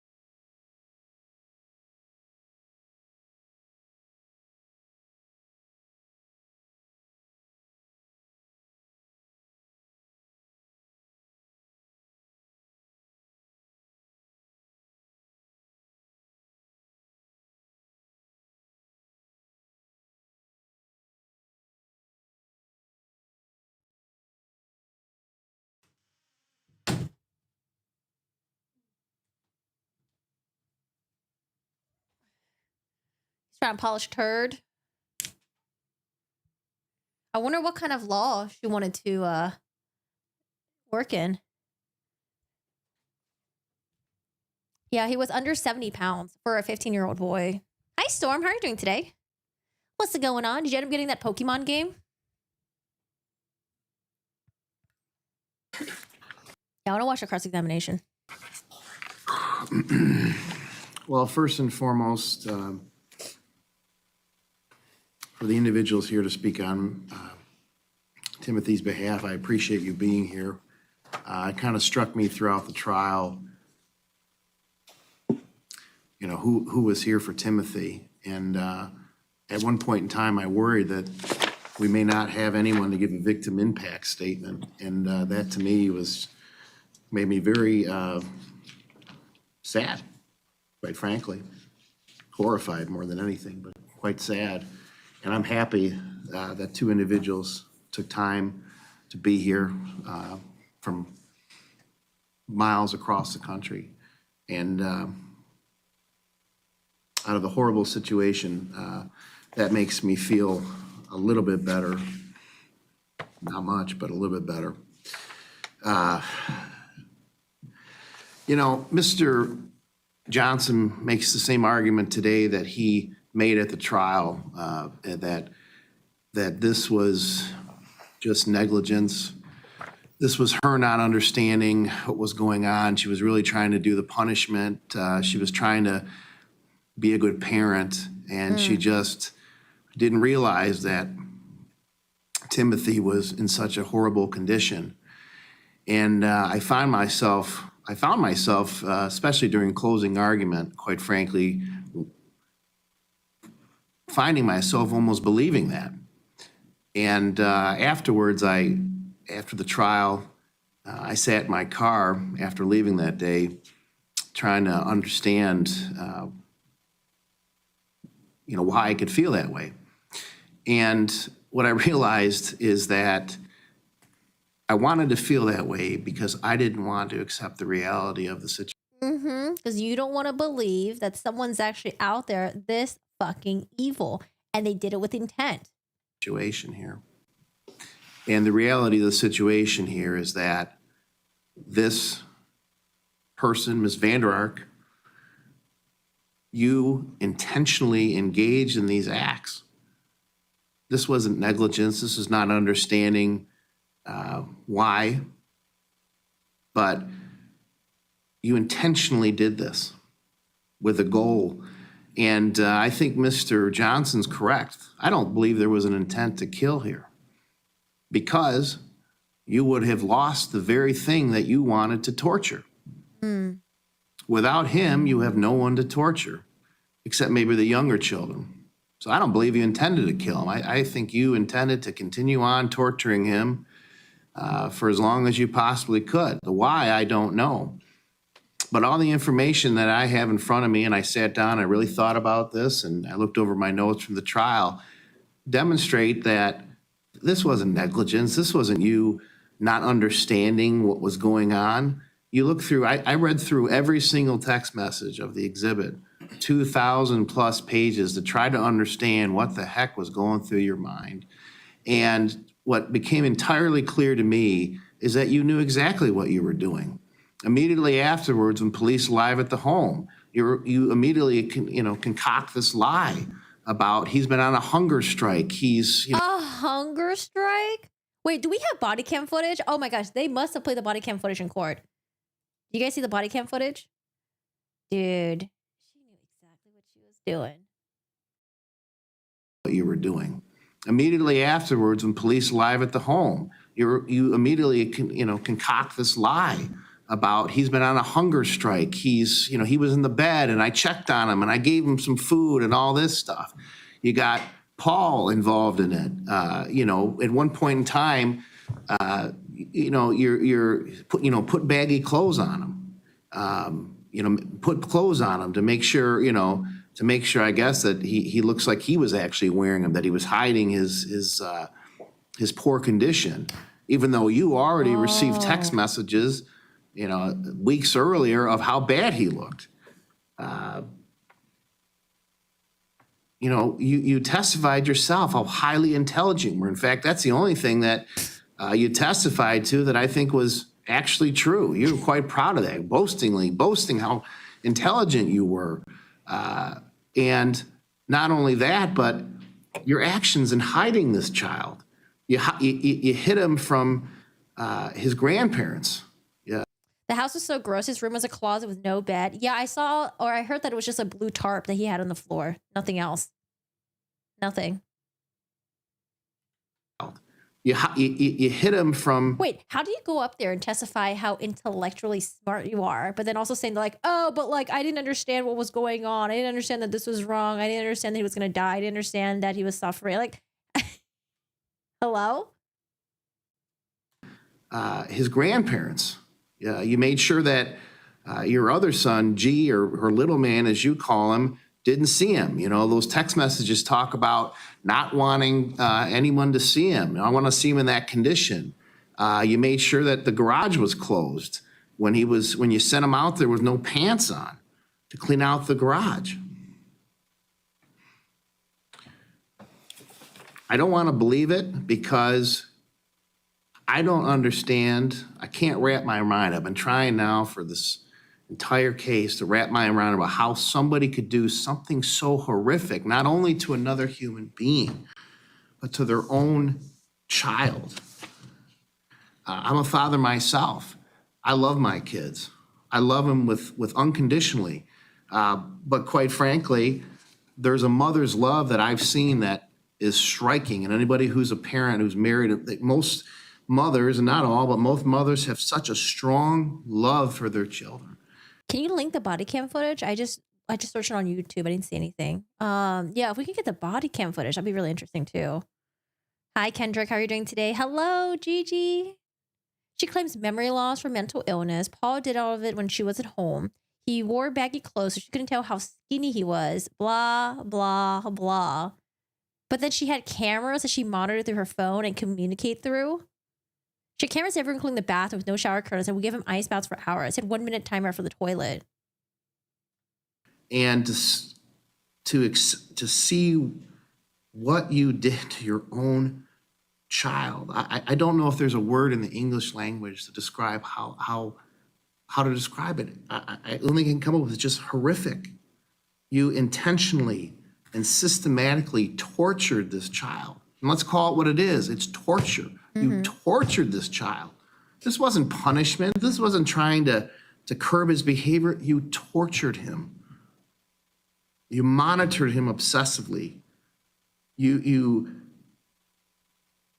All the things you did. I looked through every one of the messages: bread with hot sauce, wall sits, up and down the stairs, sleep deprivation, ice baths, making him puke up food, monitoring his bathroom time, giving him 60 seconds in the bathroom if he went to urinated, or 5 minutes if he had a bowel movement. You made him sleep in the closet. You threatened us to make Dude, it's always people like this that are idiots because they are recording their own fucking crime. him sleep in the garage. You put Tabasco directly in his mouth. You made. I'm assuming, was this like cloud storage somewhere, or was it like stored on a hard drive? Or was it like a live footage that didn't store anything? I mean, it seems like they have a lot of information on her. Or it could just be from the other son, right? He put his hands over the head. Made him work in the garage with no pants. And you know, there's two other things that didn't come out in the trial that were in the messages. One, that there was talk of blindfolding him, depriving him of his physical sight as a punishment. And the last thing that struck me is just absolutely horrific in terms of your thinking. There was mentioning of giving him salt water as a punishment. One of the text messages talks about, hey, tell Paul or tell Tim that I'm not going to do the salt water punishment. And your reasoning for not punishing him was that, oh my God, we can't get him salt water, that could hurt him, that could kill him. But it was because you didn't want to give him another excuse to sit down on the toilet because he'd have diarrhea. He'd have diarrhea, and so he would have an excuse to sit down for a few more minutes while he was diarrhea from salt water. That was your Wait, what?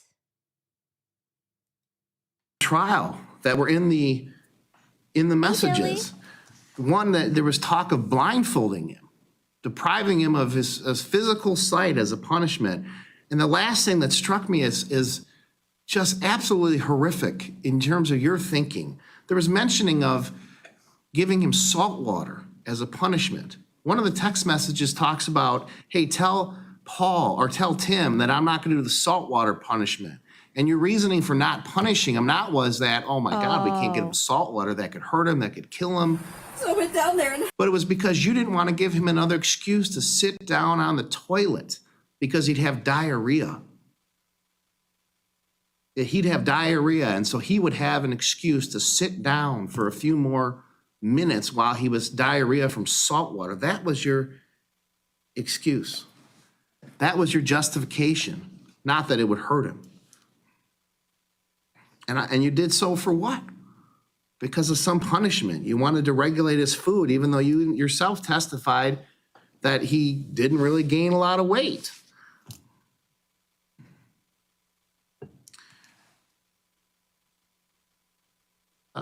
Toward the end of these text messages, you and Paul are talking about not wanting him to win. He's not going to win. To win?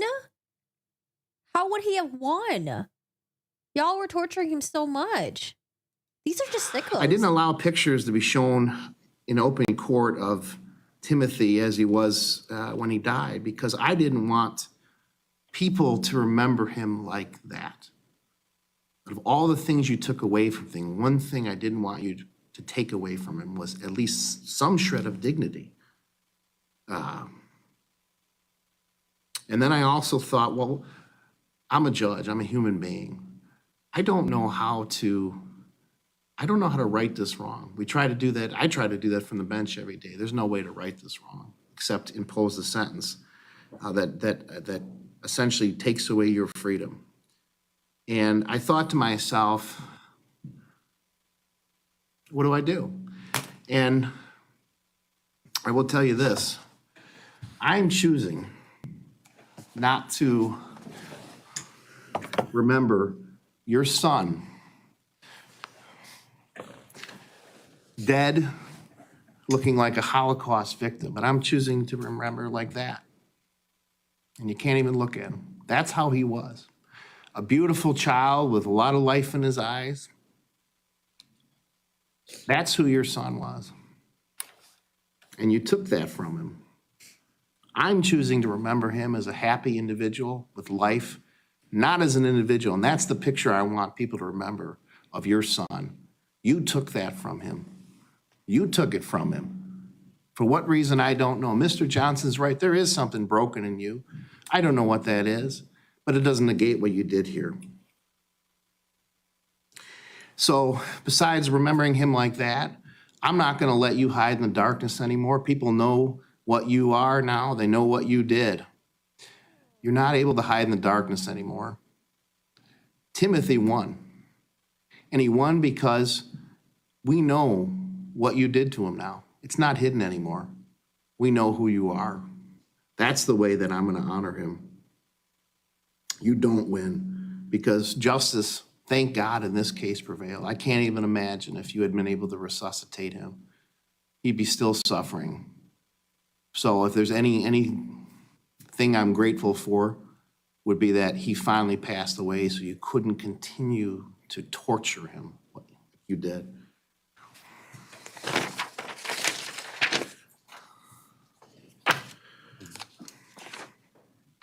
Damn, Judge Matthew. It's the sentence of the court. First as to count 2, child abuse in the first degree.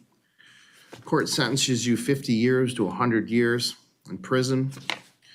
Credit for 575 days. Court is exceeding guidelines in this case. The court finds that the amount of torture that I've indicated in terms of the long-term. What the fuck is she writing? I always wonder what these people are writing. What are you writing down? Life sentence. I'm fucked. I'm screwed. Like, what are you writing down? Suffering that Mr. Ferguson, Timothy went through justifies on a reasonable grounds to depart from the guidelines. Used to be the standard was the guidelines. If the guidelines had taken into consideration all the elements, I don't think they would take into consideration the amount of absolute systematic, consistent torture that you engaged in here. I think that's enough reasons to justify departing from the guidelines. There's a $68 state cost, $130 crime victim rights assessment. As to count 1, Bye, Dom. felony murder. It's a Thumbs sentence of up. the court. You serve a term within the Michigan Department of Corrections for the rest of your natural life without parole. Again, there's credit for 575 days that you've already served. There's a $68 state cost. The crime victim assessment fee has already been assessed, and the court is going to assess a $450 public defender fee. Ms. Vander Ark, you have a right to file an application. You have a right to file an appeal. Request for this, if you are unable to afford an attorney, one will be appointed to a public expense. Request for assistance of a lawyer must be made within 42 days from today's date. Clerk is handing you a form that you must He, like, complete. barely Return to wants to court look in at that her. 42 days. Mr. Roberts. Judge, just briefly, I believe you did indicate you would order that $5,000 in restitution. Oh, I did. Thank you, Mr. Roberts. The court will order $5,000 in restitution at this time to the Michigan Department of Health and Human Services with a caveat that Mr. Johnson, you can certainly, if after the documentation, you can certainly ask for a restitution hearing and to contest that amount. Thank you, Your Honor. Anything else for the record, Mr. Roberts? Look at her scribbling Mr. away. Johnson? No, sir. All right, we're adjourned. Like, she's just not even fazed by it. What are you writing? Accuse me for being overstepped. We'll ask for it.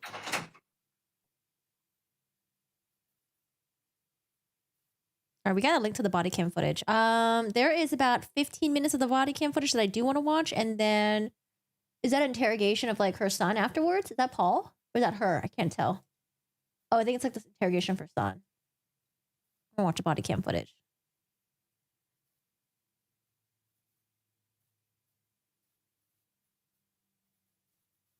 Yeah, I like how the judge ended with that.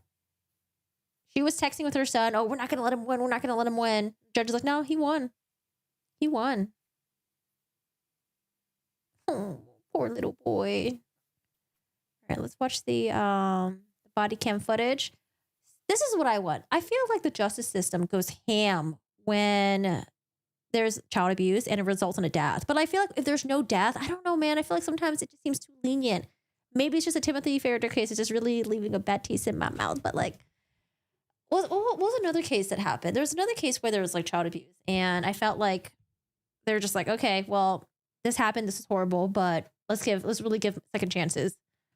And it wasn't like 20 years second chances. It was like, okay, like, 5 to 10 years second chance. Like, oh my God. Hi, Shirley. How are you doing today? How's it going? All right, let's watch the body cam footage because the judge said a lot there that I'm very curious about. And I think I do want to watch the cross-examination as well. See what she says.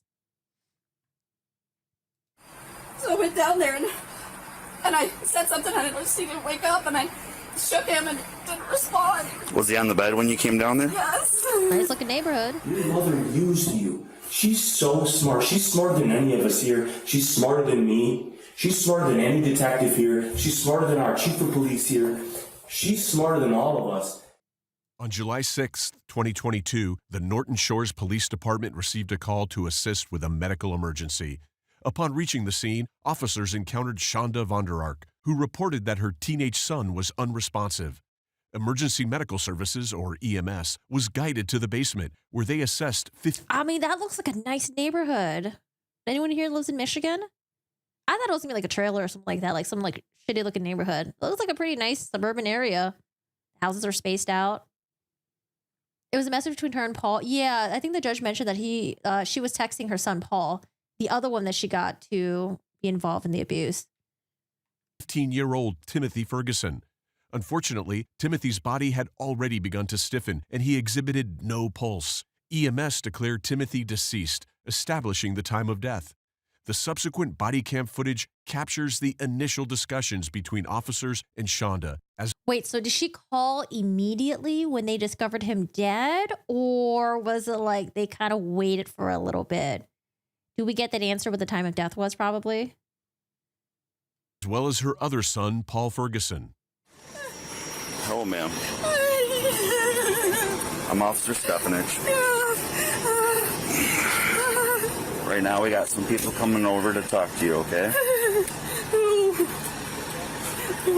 You have another son inside the house? I have two. Yeah.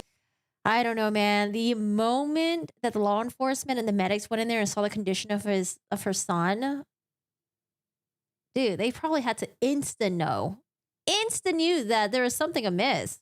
Are they sleeping still right now? One of them is, yeah. The 20-year-old's awake. He's 20? No, the 20-year-old's awake. Okay.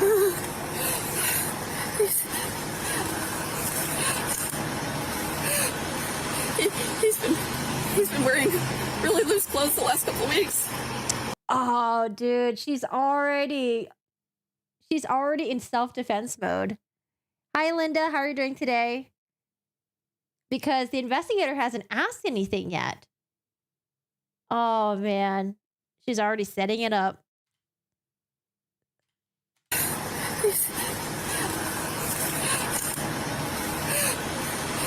He's been wearing really loose clothes the last couple of weeks. He's really skinny. He's really skinny, and I didn't notice till this morning because he wouldn't, like, I asked him if he's okay, and he would not answer me. Like, he's 15. He's been... He has autism? Yeah. Like a high-functioning? Yeah. Yeah, her face looks pretty dry. I had no clue how bad it was. Oh my God. Like I said, he did this back in, my husband's stroke was January 3rd. Mm-hmm. So he did this back in, I don't know, second week of January for almost 3 weeks. I don't know, man. This right here is golden. Let her talk. Let her talk a storm. Because it doesn't sound like he believes any of it. He's just like, yep, But he wants her to just keep on talking. Bro. And then he ate something last night. I can't remember what it was now. I'm sorry. It's okay. Where's your husband now? He's down at his parents' house because he can't get in our house because of this drunk. He can't get up the stairs. Oh. And nobody's answering the phone at their house. How did it? Oh. The law enforcement's response. You can go back in the house if you want, but I can't. I gotta keep the basement secure. You can't go down there, okay? I get it. I had no idea. I would have taken him in or something. Oh. Now, you said the last time you saw him was 5:30 this morning? Yeah. Did he say anything He had fallen out of bed. at 5:30? Yeah. And how did you hear that? You sure it wasn't earlier? I mean, it's possible. I thought it was 5:30, but I wasn't super awake. I heard a thump, and I came down. Very true. Very Sarah Boone-esque response. Yeah, Sarah Boone went into like a panic, but it just seems so genuine. It seems so blown out of proportion in terms of the way that she was acting. It felt very not genuine. Yeah, we're totally getting the same vibes right there. He's kind of laying on his side, kind of like, what the heck? And I reached out. And I'm sorry. That's all right. Sorry. Oh my god. Oh my god. Yeah. And I reached out and he pulled himself up. And I asked him if he's okay. And I just asked if he hit his head. He said, no, I think I hit my knees on my chest. I think. He couldn't tell me how he fell. Oh my god, I feel so bad for the neighbors, like living in this neighborhood.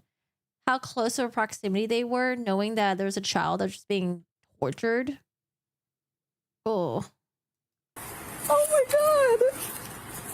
No, I don't know what to do. Oh my god. He said it's okay. And then, Do you have other family here in town? well, in West Olive, but they're not answering. Yeah. My father-in-law's an attorney. Best thing to do is surround yourself with family. Help you get, because right now you're going through it by yourself, and you get overwhelmed. No idea. How could I have missed that? It's been weird. Like, we've seen law enforcement, we have seen them like been comforting to victims or people who were like been impacted by this before. But the way that he's just like not really engaging with her, he's just like, okay, well, it's good to be with family. Yeah.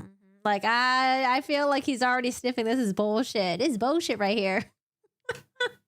Baggy. I mean, he was wearing a hoodie for crying out loud, and I just didn't. His face didn't look like that. What the heck? His face didn't look like that, but yet you said you saw him today. You're saying that his face changed within like the past couple hours, or like now your story's just not making sense. Now, what's your first name, ma'am? Shanda, Shanda. And what's your last name? Is it Ferguson also? No, it's Vander Ark. Vander space capital ARK. That's why I asked him to eat last night, because his face started looking a little thin. I'm like, okay, enough. And he wouldn't show. I'm like, let me see. Hold your shirt up. And he wouldn't hold his shirt up. He wouldn't do anything. Did he get real skinny last time too? Yes. The only reason I know is because my 7-year-old walked in on him accidentally when he was in the shower downstairs. And then my 7-year-old comes up and he's like, Mama, Timothy's really skinny. I was like, oh. Was that this time or last time? That was last time. That was like first week of February is when he discovered that. And I told him he was either going to start eating multiple times a day, or I was taking him to the hospital, and he didn't want to go to the hospital. So yep, let her talk. So he ended up eating on his own. Yes. Let her talk. Okay. And then, so this last time, was it because your husband's wasn't home? Well, he hasn't been home since January 3rd, but he had a grand mal seizure. God, it's been 3 weeks ago now. And it was right after that, he actually mentioned he was hungry the day. Wait, she said that the seizure happened 3 weeks ago? 3 weeks ago, when she said she supposedly started seeing that he was having outbursts and that's why she had to discipline him? No way. There's no way this happened as a result of 3 weeks ago. Am I getting that right? His dad and stepmom called to tell us they were divorced and moving to Florida last week. Where do they live? They lived in Oklahoma, but they moved to outside of Jacksonville, Florida, and they're not answering their phone either. That's right, too. And then after losing your child, the response that she's saying, everything that she's saying is to protect her. Everything that she's saying is giving her excuses to why this happened to him. Oh my God. It's just me. Okay. And that's his biological father? Yeah. Yeah. He moved up here with us last May because his dad couldn't handle him. And he's been great. I mean, Last other than May, the like, hunger as in strikes. May of Wait. He moved up here with us last May because his dad couldn't handle him. Do we hear from the biological father during the trial or no? Not answering the phone either. Okay. And that's his biological father? Yeah. Yeah. He moved up here with us last May because his dad couldn't handle him. And he's been great. I mean, Last other than May, the like, hunger as in strikes. May of last year or this yeah, year? May of last year. Okay. May of last year. And he goes to school and everything, he was? I've been homeschooling him online. Bio dad has been no show, like no subpoena or anything like that, or? Because it's high functioning. He's just done better at it. I can show you his grade report online. I've got all it's online. Okay. Is he doing okay? Yeah, he was failing math, which is not unusual. I don't know, man. Can we like make it mandatory for there to be like some sort of like family agency just to check up on kids that are being homeschooled? I know that there are probably more kids out there that are homeschooled and they're not getting abused, but like, can we just start checking up on them just in case? Like, I feel like a lot of these times, like the kids have no access to like outside adults or any sort of resources because they're just being homeschooled, and that's where a lot of the abuse happens when they don't have access to like other adults and going out and stuff like that. The father was meant to have custody. He legally gave the child to the mom. Is he gonna get charged for anything like that? She was supposed to have Timothy do the previous abuse. Is he gonna get in trouble? Like, what's going on with the dad? But he's passing everything else. What's his date of birth? 8/6 of 2006. Wait, but why was she allowed to have custody of the other kids? Was it just specifically only not Timothy, or? I should have. I tried to check it in the last few days. I don't think He it should just be wouldn't banned. let me anywhere near him. He didn't want a kiss, a hug, nothing. But I just feel like there just needs to be a check on like parents that are homeschooling their kids, you know? We just need to make sure the kids are okay. That's all, you know? Just maybe just like a little like some sort of like checkup. Like, hey, kids are doing good? Okay. Hey, how are you? How's the school? All right, you're doing good. You're learning? All right, bye. You know? Doesn't have to be super intrusive. Probably didn't want you to give him a hug because then you could tell that I he would have was... known. And like I told him, he was stumbling a little bit last night, but he's not the most coordinated kid in the world. And he said it was okay. And then he ate. Everything is just blaming Timothy. Everything she's saying is just blaming him. He's the one who's hiding how skinny he is. He's the one who's wearing baggy clothes. He's uncoordinated. He's hiding from me. What was the last time he ate, you think? Last night. No, Gabriel, keep him up there.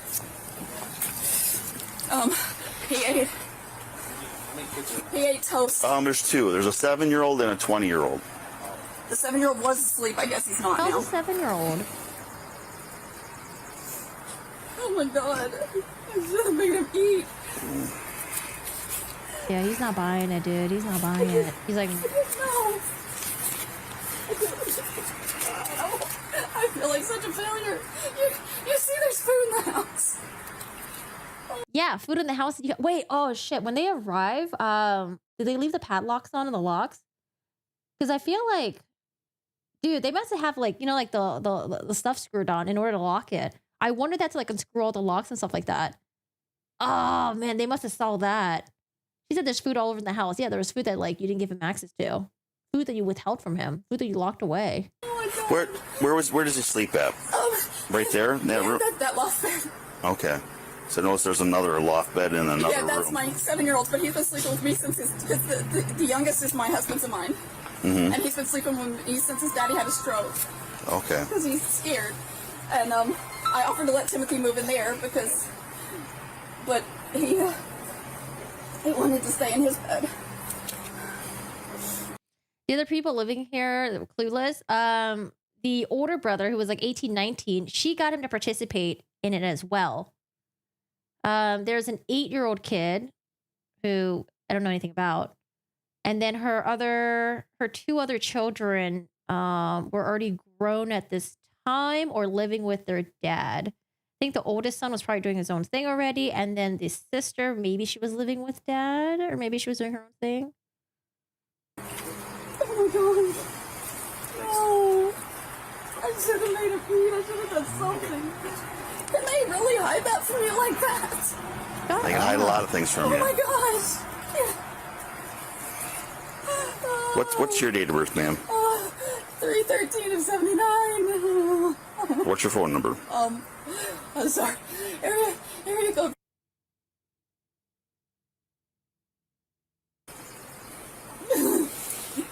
Okay. You can call. You can make some calls if you want again. I'll try again in a minute. I'm sorry. I don't know what No, to do. nothing I can say can help you through this. You know, the best thing is to do is just bring your loved ones in and just. His baby brother doesn't know what's going on. And Hey, Bagley I told Day. him eventually, but I don't. Right. That's why a lot of people in the chat think that maybe the 20-year-old had some mental issues as well. Maybe he was like, maybe he was also like disabled as well. Someone said that the judge ordered a mental health like examination or something before they are going to do his sentencing. What's that? Oh my gosh. Oh, she was in But foster we have to care. investigate every death. So I can't let any. Like, I guess what I don't understand is how do you have a parent that loses custody of another child, but they're allowed to have custody of the other kids? How does that work? It's like you lost custody of your older children, but then you decide to have more kids, and then you're all of a sudden allowed to have custody of that new kid. Like, I feel like it would just be one way or the other. You either have custody of all your kids or you have custody of none of your kids. But that's something that I just never really understood. Who, for example, oh man, there was a case that we followed where parents lost custody of the older kids, but then I think she ended up getting pregnant while she was in jail, and she was allowed to have custody of that kid. But I think she was in trouble for child abuse in the first place. Like, who am I thinking of? Anybody go in the basement for now. Okay. A medical examiner's going to be coming here in a little I'm bit. sorry it's a little cluttered down there, but You're fine. I'm sure y'all have seen a lot worse. Okay. I mean, child abuse happens homeschool or non-homeschool, right? There are kids that like aren't homeschool, and then child abuse still happens in the household. It just happens. And I think we shouldn't let extreme parenting dictate how other people parent. So like, while I do think that like, like a lot of times when we see like child abuse happen, a lot of time the kids are homeschooled, unfortunately. They don't have access to like other people. But yeah. You're probably going to get asked the same questions multiple times. That's why I think it would be a good idea to have like a system in check where it's like, okay, like here are the list of kids. Here are the list of kids that are being homeschooled, and maybe like do like I don't know, at least a yearly check. Like, hey, like you're alive, you're here, you're breathing. Okay, you look good. All right, we'll see you later. Peace out, or something like that, Or like, I don't know. Maybe people think that's too invasive, but I think there really needs to be something like that.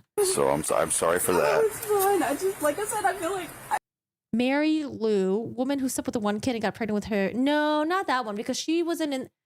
Well, okay, that one was fucked too, but no, that's not who I was thinking of. But fuck her. Apparently, the interview that you and I watched, or the one that we watched on YouTube, that wasn't even the full interview. There was a like a longer version, and that was even more crazier. But we can't watch it on YouTube because YouTube's gonna be like copyright. We can watch it on Twitch though. But apparently, the interview was way longer, and it is so bad. I just missed something. I mean, not like surprise checks, because it's not like they're in trouble or anything, but like just to make sure, like, hey, the kid is still here, they're still alive, and like, they're not like dead or anything like that. So if you want But to, some parents won't even bring their kids to the doctor's office, because it's not like mandatory or anything to bring your kids to get vaccinated or just like have them like do a yearly checkup. But I don't know. Sorry. same questions multiple times. So I'm sorry for that. It's fine. I just, like I said, I feel like I just missed something. So if you want How to, can he hide that from me? How can he do that? Oh. I work in White Cloud. So well, that's I that's love a my long job. way. I'm law clerk to the circuit court judge up there. I love my job, but yeah. Oh my God. Yeah, she's trying so hard to convince otherwise. I'm a law clerk. No one cares, Shanda. Oh my God. How could this happen? They played all of this in court. Where does he sleep? Down there, right there in that room. So that's The bed. Yeah. You see the pillow and the blanket and stuff? He sleeps on the top bunk? Yeah, it's a loft. There's no on a bunk. Okay. There's stuff underneath it. Oh, it's like a desk on the underneath? Yeah, well, yeah, the desk got broken, but there's boxes underneath it. They're not buying it, man. So you heard him fall. Yeah. That woke you up? And you went down there and he was... And I helped him up. I asked him if he wanted something to eat because the first time I noticed anything on even his face was last night. And he said, "No, I'm not hungry." I said, did you hit your head?" And I checked his head to make sure he didn't have anything. I noticed he has some scratches on his face. I'm like, "Are you okay?" "No, I'm fine." And then I watched him get back up on his bed. And then I went back upstairs. And then I woke up and I wanted to check on him this morning when I was getting ready for work. So I went down there and I said something and I noticed he didn't wake up and I... Yeah, especially looking at this retrospectively, knowing what she put the child through. See, I'm a good mom. There's a pillow in the blanket there. See, there's a pillow in the blanket there. It's right there. It's right there. It's like, who would say that? Someone who took away his pillow and blanket? If you were trying to tell law enforcement which room was your child's, you'd be like, oh, the pink room or the blue room or the one with like the toy cars or the one with like the posters. Not, oh, the one with the pillows and the blankets. Like, ma'am. But see, it all makes sense now when we're watching this. It all makes sense. There's a reason why she pointed out the pillow and the blanket. Shook him and didn't respond. Was he on the bed when you came down there? Yes. And then you pulled him down and started CPR? Okay. I called 911. I don't know, man. Like with the homeschooling thing, I can see why parents decide to homeschool their kids because we went to a pretty decent public school, but there was only like, only the teachers that I can count on my hands that were actually decent. There was just so many teachers out there. They're just like shit teachers, like just straight up shit teachers. Where I had to spend a lot of time on my own learning my own shit because the teachers were just not that great. Like there are some teachers out there that like we had that were like, you can tell the difference between a phenomenal teacher versus the ones that are just like kind of there and just like, I don't know, they hate fucking kids. Like, why are you even here? I don't understand. So I can see why there are parents that opt for, you know, homeschooling their kids, or if like the bullying becomes that bad, you know, and switching to different schools doesn't do anything. Or I can see that. I don't think there's anything wrong with that. I think if you know, however you want to parent your kids, you do it your way. Just don't fucking abuse them, you know? Do whatever you want. My 20-year-old was getting up because I was going to drop him off at work early because his e-bike has a flat tire. Oh my gosh. Wait, I thought charter schools were supposed to be good. I thought charter schools was the one where like a lot of kids, they enter the lottery to try to get into because they have like pretty quality education. But because they're so limited, like, you know, it's a lottery system. Yeah, I went to a public school and, you know, it was like decent. But dude, like, I don't know, man. At the pace of like, I don't know. It was just so frustrating that you would have a teacher that obviously just did not care about the fucking kids at all. And I wasn't like a trouble kid or anything. I was a pretty good kid, but I don't know. Maybe I just had bad experiences with just bad teachers, unfortunately. It wasn't until like I think like in elementary school, I had a really good like second grade, first grade teacher. And then maybe third grade teacher as well. Fourth grade was complete ass. I don't know why the fuck he was teaching. Fifth grade, she was a complete ass. I don't know why the fuck she was teaching either. Middle school. Okay, there was a couple in middle school. Middle school, we had a history teacher was really good. She was also a facts teacher as well. Health teacher was pretty good. And I guess like the PE gym teachers were pretty good as well. Okay, sorry, more than I can count in my hands then. Maybe I was just being very negative about the teachers I had. And then high school, high school was like, oh man, high school just had a handful of just really shit teachers. I don't know what was going on with high school. Yeah, high school was just really bad. And we went to a high school, I think it was ranked like, it was like pretty decent. It wasn't like a 1 or 2 or anything like that. Like, you know, when you go on Zillow and you look at the schools in your area and it's ranked from like 1 to 10, we had a pretty decent high school. Damn, the fucking teachers were so bad. Mary Kay, yeah, apparently she was a really good teacher. Just shit everything else. Dude, I don't know, man. She seems like, if you're just basing people like off of pictures, I was like, oh, she seems like a really sweet person, like really cool, sweet person. But like, dude, like when we were listening to her interview when she was like in her 50s, 60s, She's delusional, okay? She is so delusional. Oh my God. That is a woman that you'll never win an argument no matter what. No matter what. She'll never, that is the S tier abuser right there. Dude, she's S tier abuser. I'm sorry. She's just up there. I know she's mom to 2 kids and I hope her 2 kids are okay, but dude, her mom's a fucking, or their mom's a fucking, she's like the worst. Probably one of the worst I've seen in a while.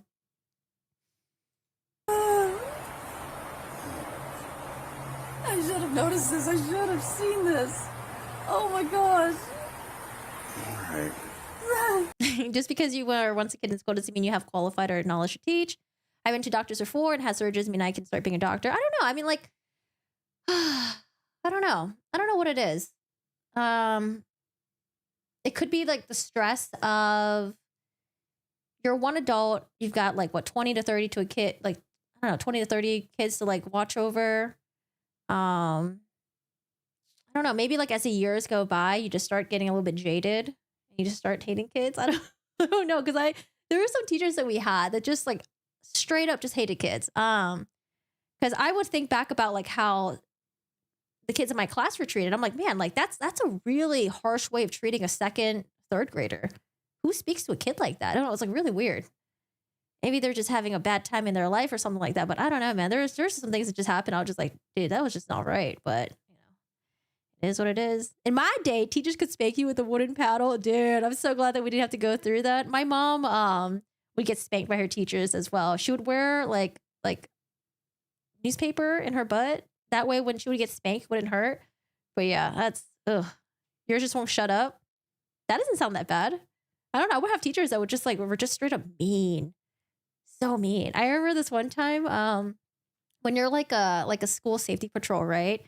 On days that are rainy, they reward you for like, wearing the ponchos and like directing traffic and like helping the kids and stuff like that. They reward you by giving you hot chocolate. And so I was a school patrol. I was in 4th grade. And I remember I was lining up to get hot chocolate. And man, this teacher was so mean. I went up to get hot chocolate. And then as I was going down, I tripped on, because it was like a stage. So you had to go down the staircase. I tripped on the staircase and I fell. And I spilled the hot chocolate everywhere. And I went to go tell her, try to get another one. And she was so mean and she was rude. She was like, oh, well, you shouldn't have spilled it in the first place. Like, bitch, it was an accident. I don't know. We just had teachers like that. It was just really unfortunate. I'm just like, oh, or like, why are you here? I don't know. I can't imagine being that mean to kids. I don't know. Kids are pretty cool. I know there's a lot of kids out there that are like really bratty and stuff like that, but kids are cool, But anyways, yeah. The newspaper in the pants was a scene in a Carry On Teacher, bringing back childhood memories on stream. LOL. Yeah, my mom, well, she grew up in Thailand though, so it was different. I don't know if in America, if we ever did that, if we ever spanked our kids in America. You always remember the really mean teachers? Well, the ones that were traumatizing, yes, but the ones that I will forever remember, all the nice ones, because those are the ones that stood out to me the most. Because when you had a really good teacher, it was like, oh my God, I'm going to have a really good year. And those were always the best. But yeah, the mean ones, I mean, they stand out for sure. But all the good ones, like I still remember like their names and stuff like that. And once in a while, I actually will go on Facebook and look them up and be like, oh, I wonder how like Miss blah, blah, blah is doing right now. Just do a little bit of stalking, It's like, oh, I wonder how she's doing right now. But the mean ones, yeah, for sure, do stand out and traumatize you. But I remember all the nice ones. Got hit with a board? Was that Catholic School in America? That's true too. Children's behavior is often telling you something. Yeah, an underlying feeling or a need. Yeah, because now I think about it, I wasn't a bully when I was a kid in my school, but I was a bully to my siblings. But that's because I just copied what my like parents did. So for example, my mom never explained to me that, first of all, you shouldn't hit other people, right? But the reason why I would hit my siblings is because I saw my mom did it, because whenever they did something wrong, well, you're allowed to get hit, right? And so that's how I always saw things. She never told me that, like, oh, you're not allowed to hit them. I just did it because I just thought that that's what you're supposed to do when someone does something wrong. And that's what I did. But the thing that I never bullied other kids in school, but then I realized, like, damn, there were some really fucking mean bullies when I was in elementary school. But then I think back, it's probably just because they were just copying the behaviors of maybe their older siblings or maybe their parents that were bullying them or like family members and stuff like that. And I don't know. Now I think about it, I just like, I feel so bad for them. Just like, oh, they must have had like a really, like they must have had it really, really rough. Especially when you're like acting out in class or when you're bullying other kids, like they learned it from somewhere, right? But when I think about it, how the teachers dealt with them, it was just like there's just such a lack of like patience. It was like lack of patience. It was like, oh, there's someone that's like, acting out or doing something. I'm just gonna send you to the principal's office. And then the fuck is the principal gonna do? The principal's just gonna be like, okay, we're gonna call your parents. And then what the hell is that gonna do? Nothing else, right? If anything, the parents are gonna get called and the parents are probably gonna bitch out and yell at the kids even more. I don't know. I just felt like, I don't know, if you're a teacher, there's a fuck ton of patience that you need to have. And the people that do have it, like you're a fucking angel. Like, Jesus. That's tough. And then sometimes having to deal with like the shithead parents as well, right? And you just feel like you can't really do anything about it. I don't know. Hi, Ken and Stitch. How are you doing today?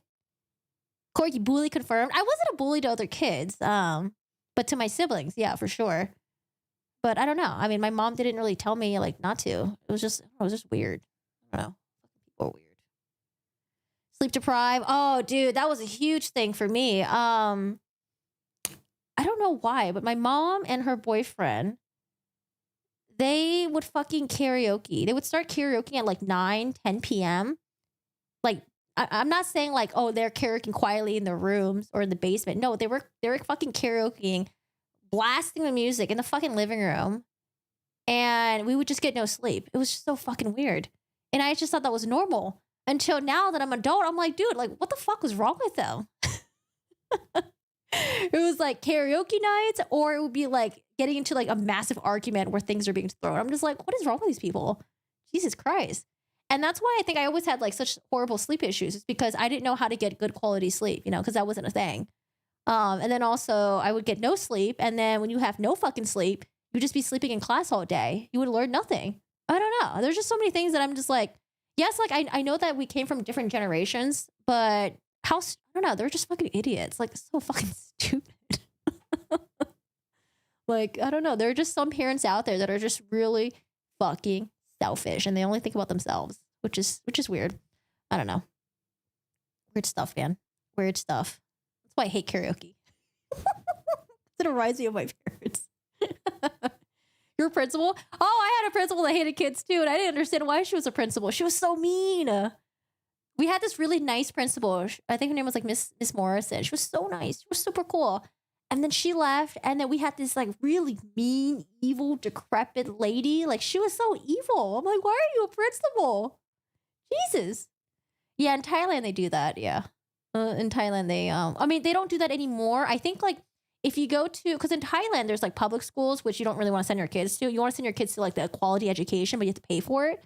I think like in the regular schools you probably still get spanked, but the ones where you're going to like a pretty decent school, you don't get spanked anymore. How very un-Asian of you to hate karaoke. I mean, blame it on my mom and her boyfriend, okay? Fucking blame them.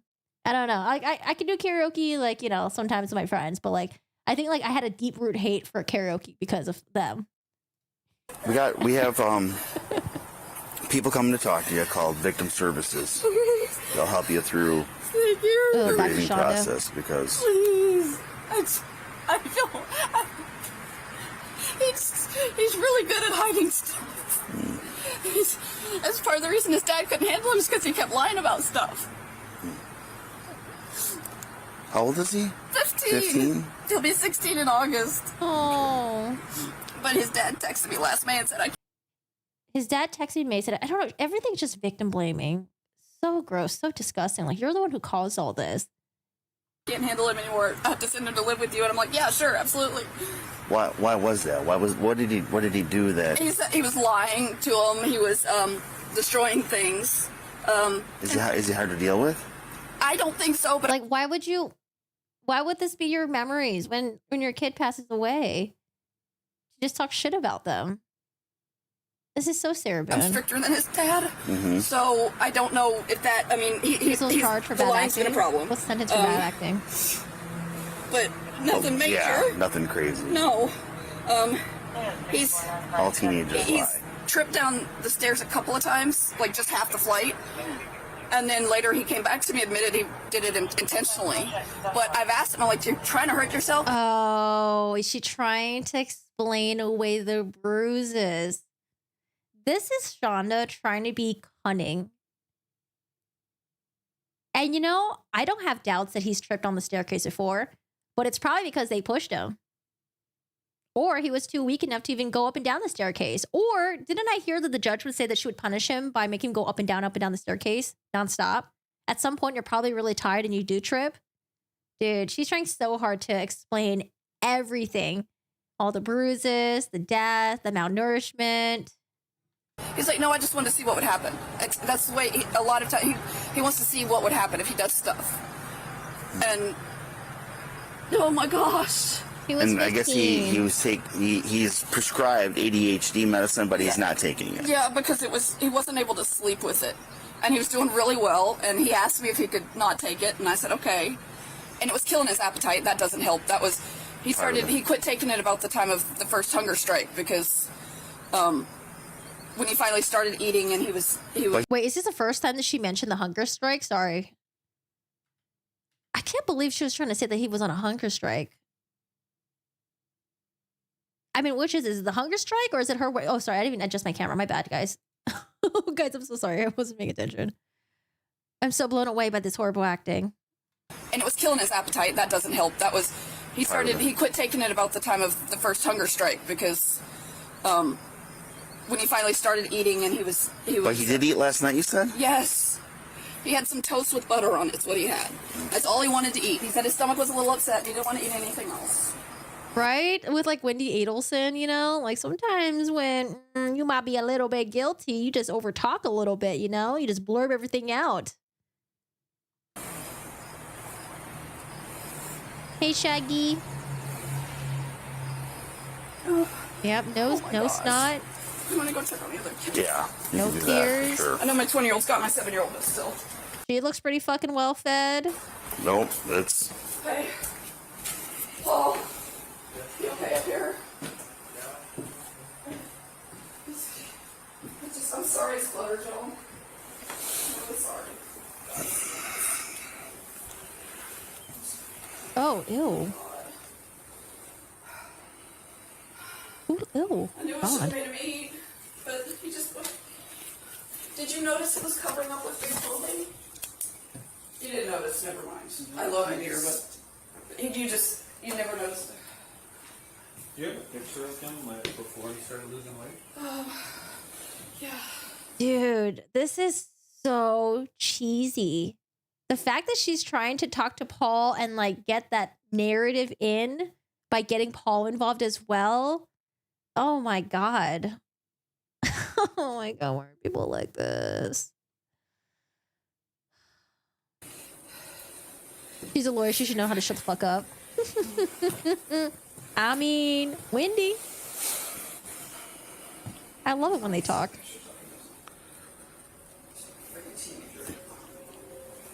You doing all right? Yeah, Oh, I'd be it's fine. almost like you're in a daze. Like you don't know what's real and what's not.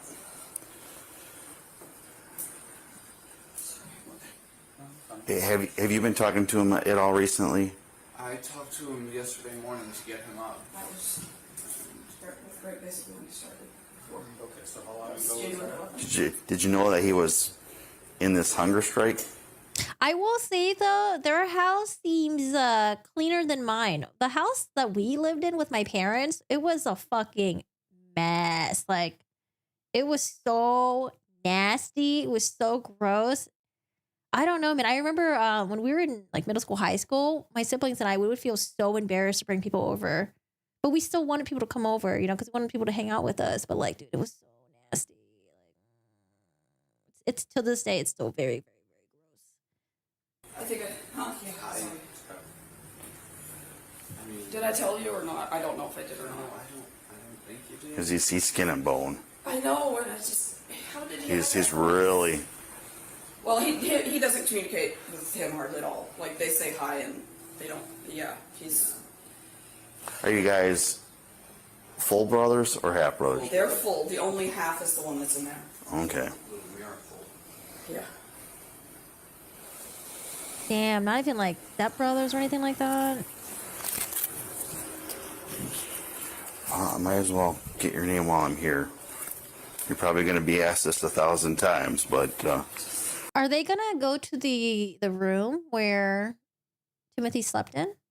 Or was that already staged at this point where like she made it seem like he was really sleeping in a bed and they got rid of the blue tarp and stuff? What's your first name, son? Paul, P-A-U-L. What's your middle name? Byron, B-Y-R-O-N.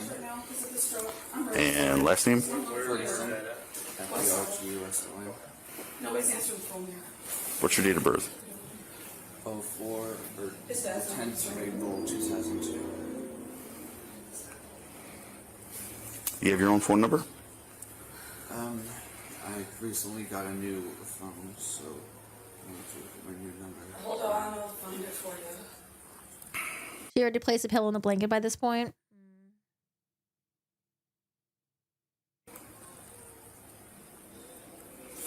And when was the last time you talked to Tim? Yesterday morning when I was getting him up. No, yesterday afternoon before you left for work. Before I picked you up and took you to work because your e-bike tire was flat. You talked to him then. I got off of work at 1 Alright. this morning. Has he talked to you recently about his... I don't know. He's like desperately trying to look at his mom for answers. Yeah, something seems a little bit off with Paul. problems at all, or what he's dealing with? No, he never said a word to me. Did you guys have normal conversations? I think the last time we did was before all of this happened. After that, They literally, because he works a lot and they didn't talk. Yeah. And sometimes brothers will tell each other what That's true. they're not willing to tell their parents. Why you went on hunger strike? I mean, I'm assuming it's... He didn't even know anything about it, he said, so. Following their conversation with Shanda, officers turned their attention to the EMS crew that initially responded. A medic raised concerns about several peculiar observations. Notably, a webcam was discovered seemingly active, directed at Timothy's bed. Handcuffs were found in an open drawer, and Timothy's physical condition raised red flags. Being malnourished, with unusually small wrists and waist. Oh, they're saying that like he slept in here. Further examination revealed a skeletal appearance on his chest and back, accompanied by visible... Ew. Okay. Okay, my house was nasty, but I don't think it was like, it wasn't disorganized like this. It was nasty because like there's like dog shit everywhere and like dog piss and stuff. But like, oh God, what the fuck is this? bruises. These unsettling... Oh yeah, no, just kidding. Okay, this is pretty bad. But I think I'd rather live in this than like animal filth, though, to be honest. details triggered suspicion among the officers. Seeking clarity, they requested Shanda's consent to search the home, but she declined. Subsequently, detectives secured search warrants, leading to the discovery of additional evidence that pointed towards a deliberate act rather than an accident. In an effort to... Dude, there was a camera. She left the camera in the bathroom. unravel the events of that day, officers brought in Paul, Timothy's brother, for questioning. That's a recording device, just so that you're aware. I know there's some cameras in here with this. Wait, is there an interrogation video of Shanda? And also, why did Shanda not tell him to get a lawyer? Or did they get to him before he went back to Shanda? Oh no. Hold on, I just want to watch like 5 minutes of this because I just want to see how Paul speaks. Sound is kind of messed up. Like 5 minutes. So, I'm gonna They turn did, that on Linda? to you just in case it helps. Did a disc ball on a fog machine? Oh Lord.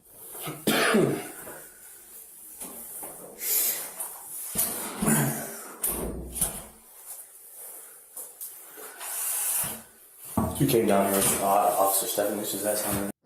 Paul is I think he's 19 now. I mean, I don't know when his birthday is, but he might be 18 in this video. Yes. How did that kind of all transpire? I don't know how you ended up here. I was, from what I know that my mother had come, I think, down here. Okay. Or something. I think it was something in the corridor. I don't exactly know the full details. Okay. But, she left my stepfather's phone with me. I don't have any access to anything. The only thing that I would be able to do was if the person she's with, I think his name is Stephen or Stanley. Stanley, yes, thank you. If he would contact, I would be able to pick that up, but Okay. nothing else. Were you supposed to work today, or No, so you didn't have work today? no, I've got to. Right? That's what I was thinking too. I was like, oh, Paul actually looks pretty skinny as well. I feel like Shanda's the only one that looks kind of beefy. Sorry, normal-ish. Okay. You go back Saturday, Sunday. Yeah, Okay. I think it's a morning shift. Are you working 2 different jobs? Did you say you're working 2 different jobs? No, I used to work 2 different jobs. I heard you when say I lived that. in Oklahoma. Oh, okay. Because I think your brother was like, I want to work 2 jobs. And you're like, no, you don't. No, 4 hours of sleep maximum was a nightmare. That's a joke. That's not even funny, actually. Huh. Yeah, 4 hours doesn't sound like a lot to get anything done. What kind of jobs are you doing? The one that spoke in court today, I think, is older because he's supposed to be like 20 something. 21? Is he 21? Okay. Yeah, because the one that spoke today is the oldest or eldest brother. Is there a difference, eldest or oldest? Am I supposed to say eldest? Eldest, right? I don't know. Was the oldest. And then it's him, Paul, and then a sister that spoke, and then Timothy, and then there's like an 8-year-old kid. Doing that. Fast food. Okay. And I had one before, and then after I graduated from an alternative school early, I started a second one that was by my biological father's demands, basically. Okay.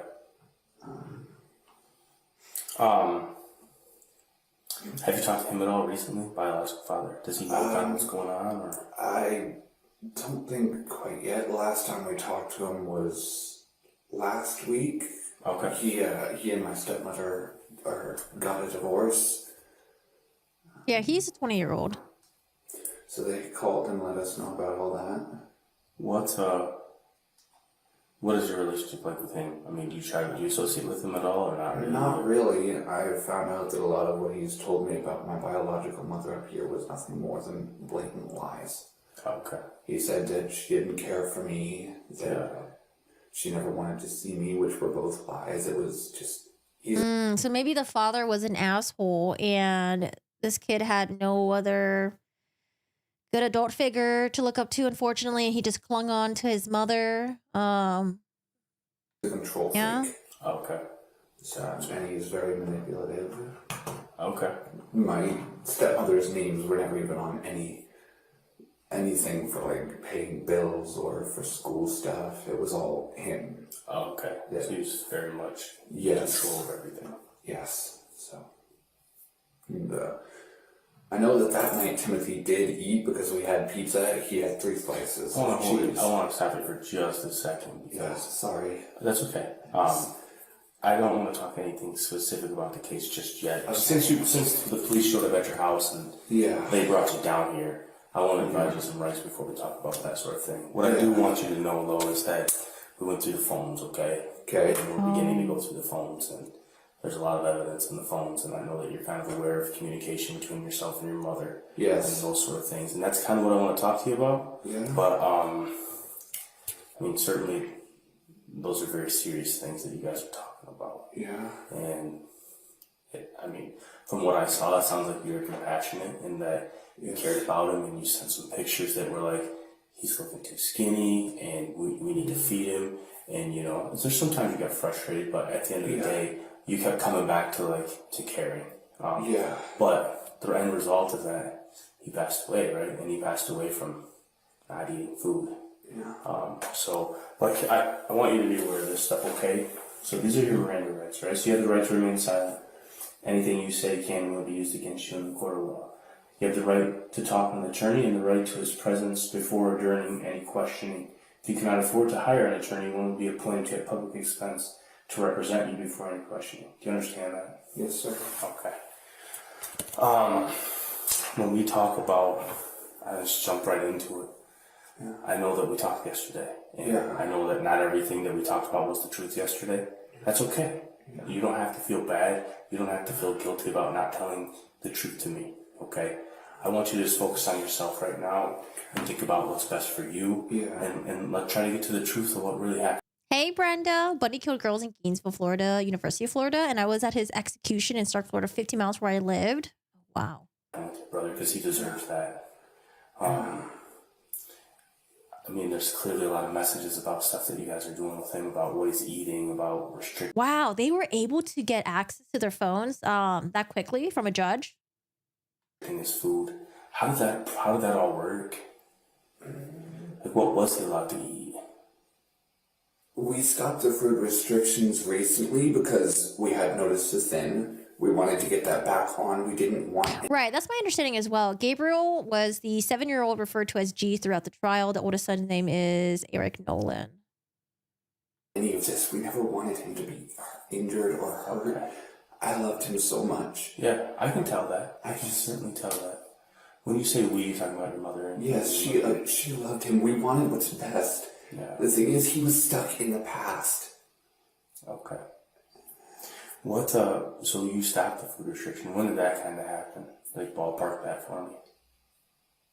2 weeks, approximately. We were hoping that we could get enough where he would be safe, and then we could continue to add it back to where we wouldn't have to worry, and we could. What were the restrictions? We made sure that it was still something that gave him enough calories and everything. It was rice or bread, and like I said last week, he got pizza. Okay. What were they in place for, like, in the first place? Sneaking food over and over and over. Okay. We've tried everything. We were nice. We tried different consequences, but he just he never listened. What were some of the other types of consequences? Like, Yeah, see, I genuinely, I mean, I know we're only like a couple minutes in, but I think that he was brainwashed by his mom, and he genuinely thought he was doing maybe the right thing because it was under the direction of his mom, and that his brother needed to be punished for stealing food. Oh man, I would be very interested to hear. I would be very interested to hear the mental health evaluation they do on this kid, on Paul. He's not a kid anymore, but Paul. I mean, he seems like to act like a kid. I don't know. The maturity level does not seem to be there. Judges act swiftly. That's good to hear. Yeah, I'm glad they were able to get it ASAP and then get him to come and, interrogate him a bit. Jeez. I want to watch her cross-examination. We have. I just want to see what she's gonna say. Wait, okay, hold on. The YouTube video. Someone posted me her YouTube channel. See her with her dog. Copy. How do I copy link? Open link in new tab. Oh god, this is her. So she's in class, and this is my normal spot while she's in class. She's sitting there at her laptop, and she's got her iPad. Do this. See her iPad where she's actually watching the class. Same house. And this is what I do for most of her home classes. How did she have 461 subscribers? That's a pretty decent amount. Hi, y'all. Gemini again. This is the beginning of my girls' advanced criminal procedure class tonight. Not super exciting while at home, but trying to show y'all what law school is currently like, at least from my perspective. Enjoy. We'll get some older videos posted this weekend. They will be short, but probably more fun than this one. Oh my goodness. I don't know, man. I hope she treats this dog well. Is the dog still around? She does reviews for doggy boxes. They go to the beach together. I'm not seeing her kids in any of this. She goes to the Halloween store with her doggo. She's cuddling with her doggo. This is her during a story time. Okay, so hopefully the lighting's okay. We're gonna try to get at least some of this video done. I have some other stuff. I just finished my one class tonight and I have some other stuff to do, but I really wanted to do this video. Main purpose being, and I'm not gonna call out, I mean, there's some fakes out there I really would love to call out, but I'm gonna let other people that have already done that do that. But I wanted to address something. And one of the reasons I'm not mentioning any names is because the main person I've seen on several videos recently that is kind of the main focus, although it might take me a few minutes to get there, of this video, is, they're a strong service dog advocate. I don't ever want to discourage that. One thing I want to make sure is that we're getting correct information out. But I don't, like I said, I don't ever want to discourage. 2 years ago. I don't know. This is audio. I don't know. That's all we get. YouTube doesn't want us to listen to her, probably. Cross-examination, I think. All right, Mr. Johnson, you can call your first witness. Your Honor, the defense calls Shanda, Vander Ark. All right, Ms. Vander Ark, if you can come around here, please. Oh, wait, is this? No, I don't want the cross-examination. I want the cross-examination. I don't want the direct one. Man, I feel like, did Court TV not live stream this case? I thought they did. I'm not really getting much. You may be seated. Mr. Roberts, you can continue. Thank you. Before we get back to the question I originally asked Ms. Vander Ark, you just obviously had quite a visual reaction there to the jury, a physical reaction in front of the jury looking at those photographs. That's not the first time you've seen these photographs, though, is it? No, sir. In fact, you sat in this very courtroom not even a week ago on Friday when we had a hearing about those photographs and looked at those photographs, didn't you? I did not look at them last week, sir. You didn't look at them last week? No, sir, I did not. But you've looked. Oh, they're talking about this one right here. Okay. That's right. We are following the case of the Michigan mom who was found guilty of first-degree murder for starving her special needs son to death. She returns to court tomorrow morning for sentencing. And first-degree child abuse for the found. So really, Timothy had just become nothing more than an annoyance for you. He wasn't even a human being in your eyes anymore. That is absolutely not true. Last month, Shanda Vander Ark sat in a Muskegon County courtroom accused of child abuse. Timothy B.O. schooled before weighed only 6 in the house. A hot sauce that was. Wait, I just want to watch a cross-examination. Oh, it's not a cross-examination. Watch this snippet right here. You testified that you gave Timothy a warm bath the night before he passed away, that last night, July 5th. Do you recall that? Yes, sir. That was the first time you've told anybody connected to this case that you'd done that, isn't it? Yes, sir. You never told the police officers you did that, did you? No, sir. I imagine a warm bath sounds just like, it's just what it sounds like, right? You got him, you took him to the bath, you grew a warm bath for him, and you put him in the bathtub, right? Yes, sir.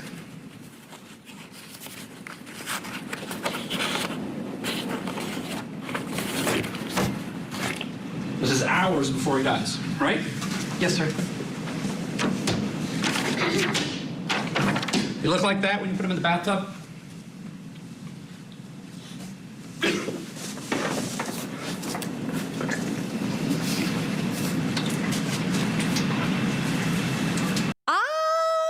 I don't see how that could ever look good to a jury. It's like, woman, you caused this. You did this. It was so sick and heinous that even you feel sick about it. I don't know if she's faking or not. I can't tell.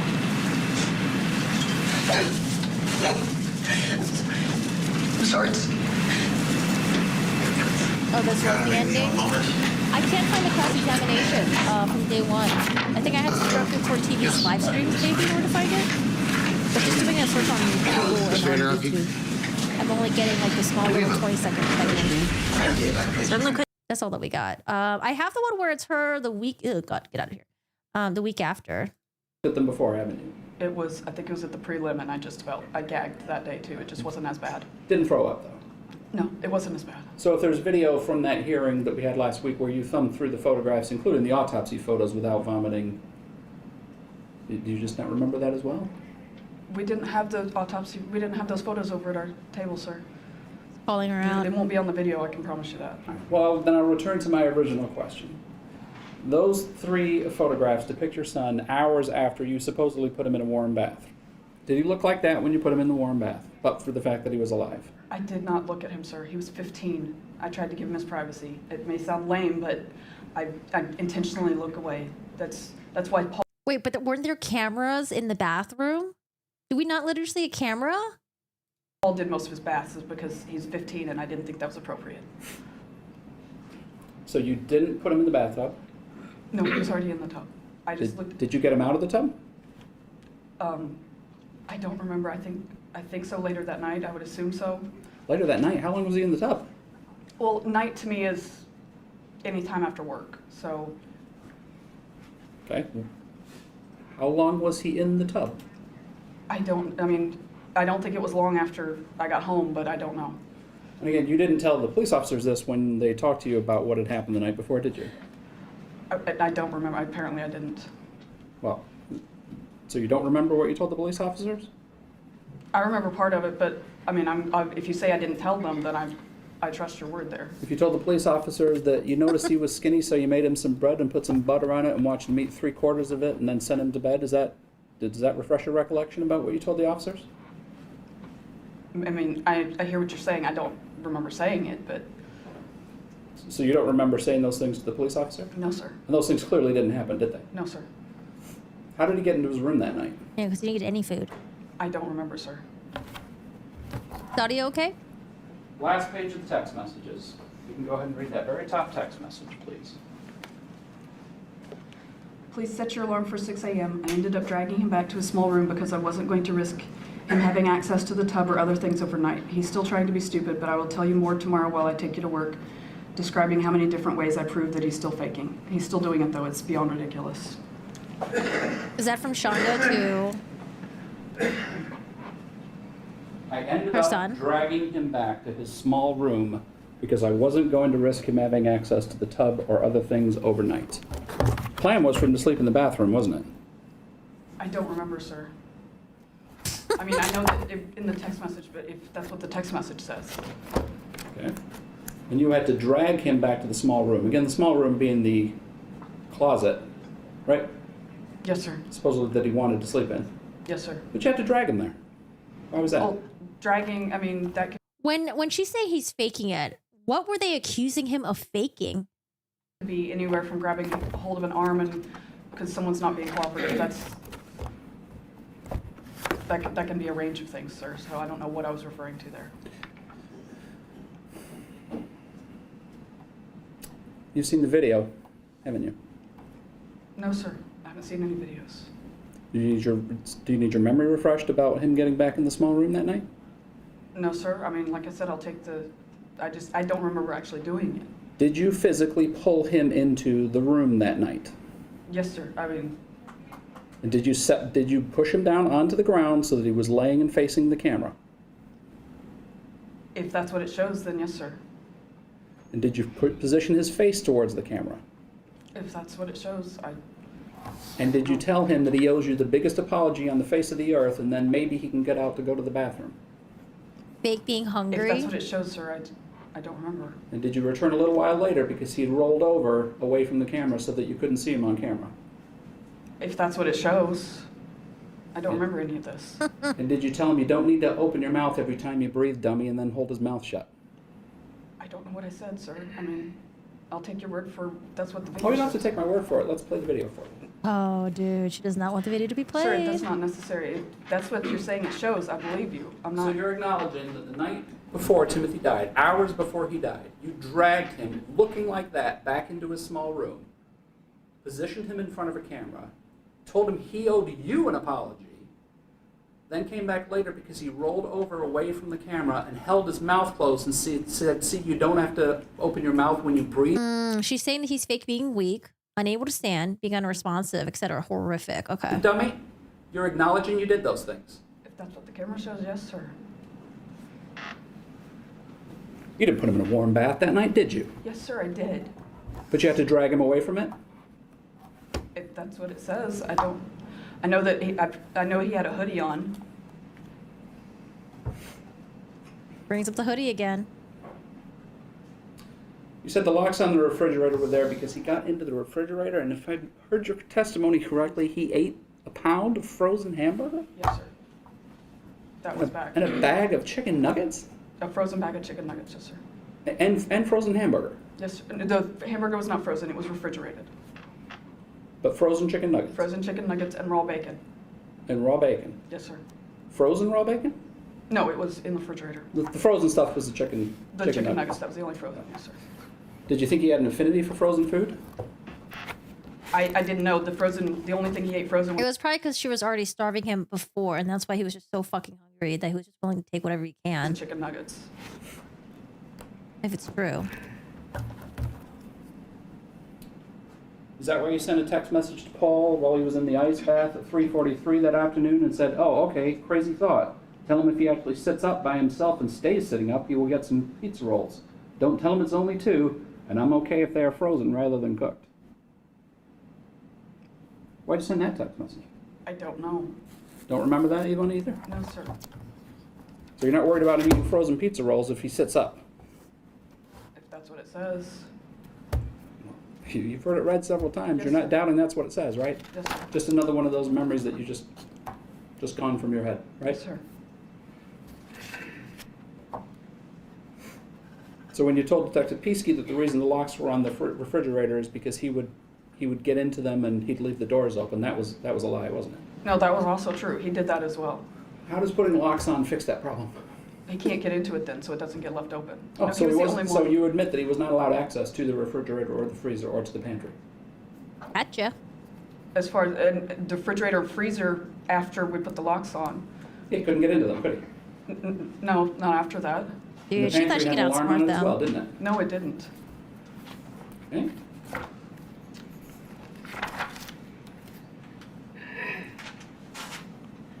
We'll move on. We can circle back to that one. Hunger strike. That was a lie, wasn't it? Peasky, that long after the stroke happened in January, Timothy went on a hunger strike. That was a lie, wasn't it? Not long after, and no, that was not a lie. That was the truth. He went on a hunger strike. Yes, sir, he did. It wasn't immediately, but it was within a few days. And a hunger strike is refusing to eat, right? Yes, sir. So he's refusing to eat food not long after your husband has his stroke, right? Yes, sir. Then you don't need to put locks on the refrigerator or freezer, do you? If he's refusing to eat. He stopped. He actually started eating again. He started eating again, so then you decided he's been on a hunger strike, he's eating again, so now we better lock up the food. No, I did the locks to protect him because he could have killed himself eating the chicken nuggets. I didn't put the locks on after he did the hamburger or the bacon, but the chicken nuggets, it was raw chicken.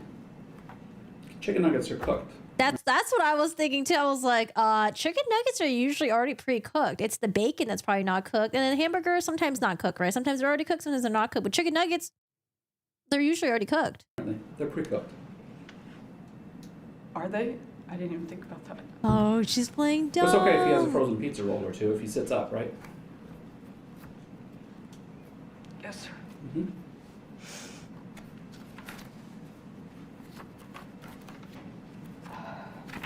I was actually really surprised that she kind of, I thought she was going to go ham at the chicken nuggets that we have are frozen. You don't know that? The one that's from Costco, they're frozen. She's like, oh, they're cooked? Oh, I didn't even think about that.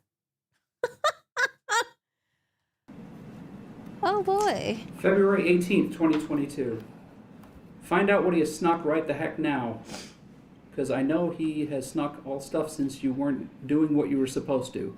What do you mean you didn't know he was awake? You both should have been awake at 10:30. I am not happy. You know he wasn't just sitting there. Check the brownies in the kitchen. Check everything not locked away. Check where the flipping keys have been. So starting February, you had to lock up all the food. Make sure he's not getting into the brownies, right? All of the food was never locked. There's no pictures of it, but one of the lower cupboards had quite a bit of canned food in it. And he actually would get into that and eat stuff out of cans as well. But there was never a lock on that lower cupboard. I don't know if they, I know they took pictures of it because I showed it to them. So he had access to one cupboard of food? The pantry wasn't locked the whole time, I know that. But there were times the pantry was locked or had an alarm on it, wasn't there? People were saying the husband was like a no-show. Because I was wondering, why was the husband not here? Where was the husband at? There was no alarm. I never got one for the pantry. I've heard the text messages. I don't remember there being a lock on the pantry, but I've heard 228, check his breath. I can almost guarantee he's eaten something. He was chewing on something when he walked downstairs. You and I will be talking about this on a later date when we're both home. Paul's response, yes, he grabbed some chips. I know. So he wasn't allowed to eat chips on 228 at 4 o'clock in the afternoon. Couldn't have some chips, right? I mean, I don't know what happened in that situation. Well, you didn't say, make sure he didn't get into the frozen chicken nuggets because it might kill him. You said, find out what he's been into, and Paul says he's been into chips, right? That's what it says, yes, sir. So I imagine the next text message then is, oh, great, that's fine, he can have some chips. Right? I was like, wait, so he had access to the cans? Like, I know some cans have like the little tab thing, but there's still a lot of canned foods out there that don't have it. You have to get a can opener to open it. How did he open it? Well, no, the point of it was he was sneaking things. He knew better. Couldn't have chips. It wasn't that he couldn't have chips. It was that he would sneak things. It So was how would he- dishonest. How would he earn getting chips? He didn't have to earn them. All he had to do was ask. Really? All he had to do was ask. I was trying to teach him not to sneak. He snuck. It wasn't just food. He would sneak in the garage. He would sneak toys. He snuck around and messed with his baby brother's homeschooling materials. I've got like flashcards and stuff for him. He messed with those and got them all out of order. March 4th is around the time that you acknowledged that he was in zip cuffs. We talked about that a little bit earlier, but I don't think we clarified your final text message where you said, you know what? We will start cutting off the ends once they are tight, so he can't do that. Is that one of the can't remember texts too? Yes, sir. Mm-hmm. I feel like it just points to her just having a thrill of torturing someone else, having this control over someone, and then having an accomplice to do it with. March 19th. Okay, that only makes partial sense. What did he grab? LOL. Paul's response, I don't know, chips or something small he had in his pocket. Oh, sorry. No, not the husband. Like his real father, the one that had custody of him. Because people were saying that like he had custody of Timothy, and then he didn't want to deal with Timothy anymore, I guess, and then he just dropped him off at Shanda's, even though she's not supposed to have custody of him. Okay, tell him he just restarted his not eating again. That was you, March 19th. Tell him he's just restarted his not eating again. So he took chips. So the punishment for that is now he's not allowed to eat anything again, right? If that's, I don't remember, sir. Don't remember that one. Okay.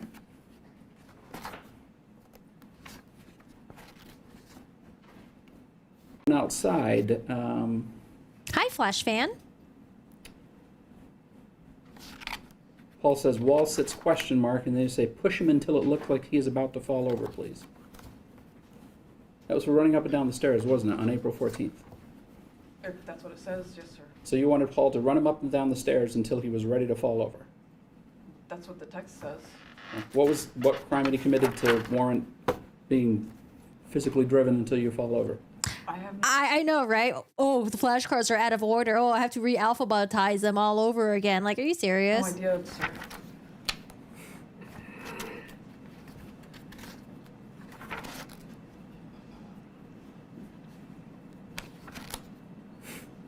He managed to come upstairs, yank the locks off of both the freezer and the pantry without you noticing, and he stole a bunch of crap that squished and rattled and did all sorts of stuff, and you slept through everything.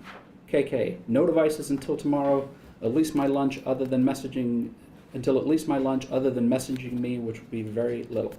Remember that? I don't remember it, no, sir. So, but if the text message said he yanked the locks off the pantry, then there were locks on the pantry as of April 18th, right? Apparently.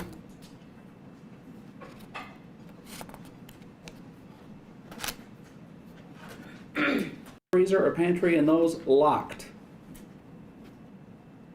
So locking up all the food again on April 26th, correct? Well, the cupboard still was never locked. And what was in the cupboard? A bunch of canned stuff. There's a bunch of cans. Whatever happened to all the remorse that she had? Remember in the body cam footage where she's like, oh, I should have let him eat, or I should have made him eat. Like, this is all my fault. Like, I see zero remorse here. This is a woman who believes that she did not fuck up. I don't see any remorse whatsoever. Hi, honey, Havenly. Her demeanor makes me so frustrated. She's like, what do you mean?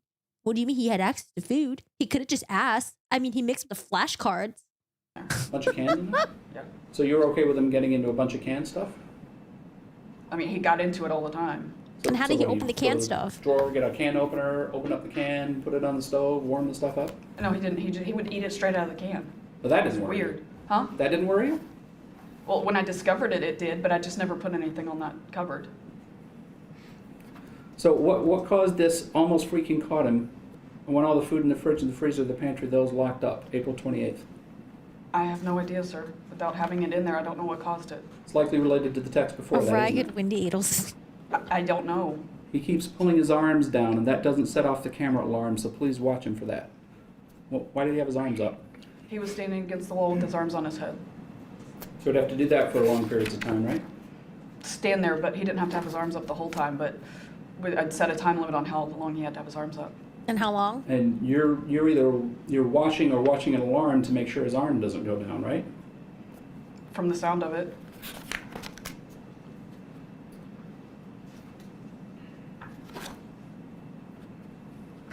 Just he pulled the pantry door lock. What do you mean he just pulled it? Did he take it off? Paul says, yes, that part that attaches to the wall is dangling right now due to sticky locks. Okay, get another one on it right away. Last I saw, they were on the floor in a bag in my room. And you need to make him run up and down the stairs a ton for that, even in the cold and rain. So, Hey man, maybe her newest husband, maybe his family knew something was up with her and they did not want to leave the care of the husband who had a stroke recently, or not recently, but like a stroke recently back then. Maybe they were like, you know what, we're not leaving him with her. She's batshit crazy. I don't know. Maybe they knew something about her. trying to take some food, not in his cabinet full of canned goods, and pulling the alarm, the pantry lock off means he doesn't get food, it all gets locked away, and he has to run the stairs, even in the cold and rain, right? Him being deceitful and sneaky. Wow, still placing the blame on the child. That's crazy. Yes, sir, he was. Did it ever occur to you it's because he was hungry? He was that way well before there was issues, well before the stroke. I mean, we always had issues with him over that. His stepmom warned me about that. Well before there were, you said well before there were issues. What issues? Before his first hunger What about the stepmom? Did she testify at least? strike, before any of this, he was extremely sneaky. Did it ever occur to you that this is not the way to deal with a person who's been on a hunger strike? Locking up their food, locking up their access to food, punishing them when they try to take food? Did that ever occur to you with your brilliant legal mind, as it was, that wasn't a good idea? I don't know. I don't know what I was thinking.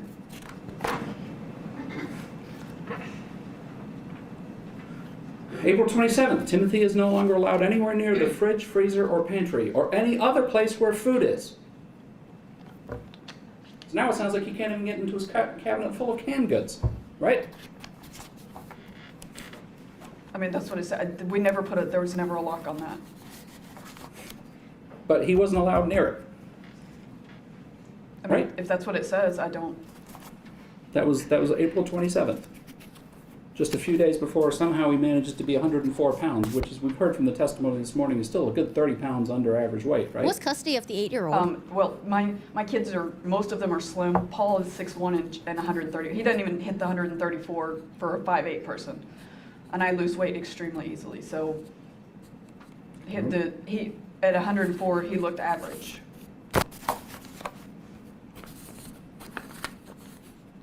It's so crazy the lengths that she would go to?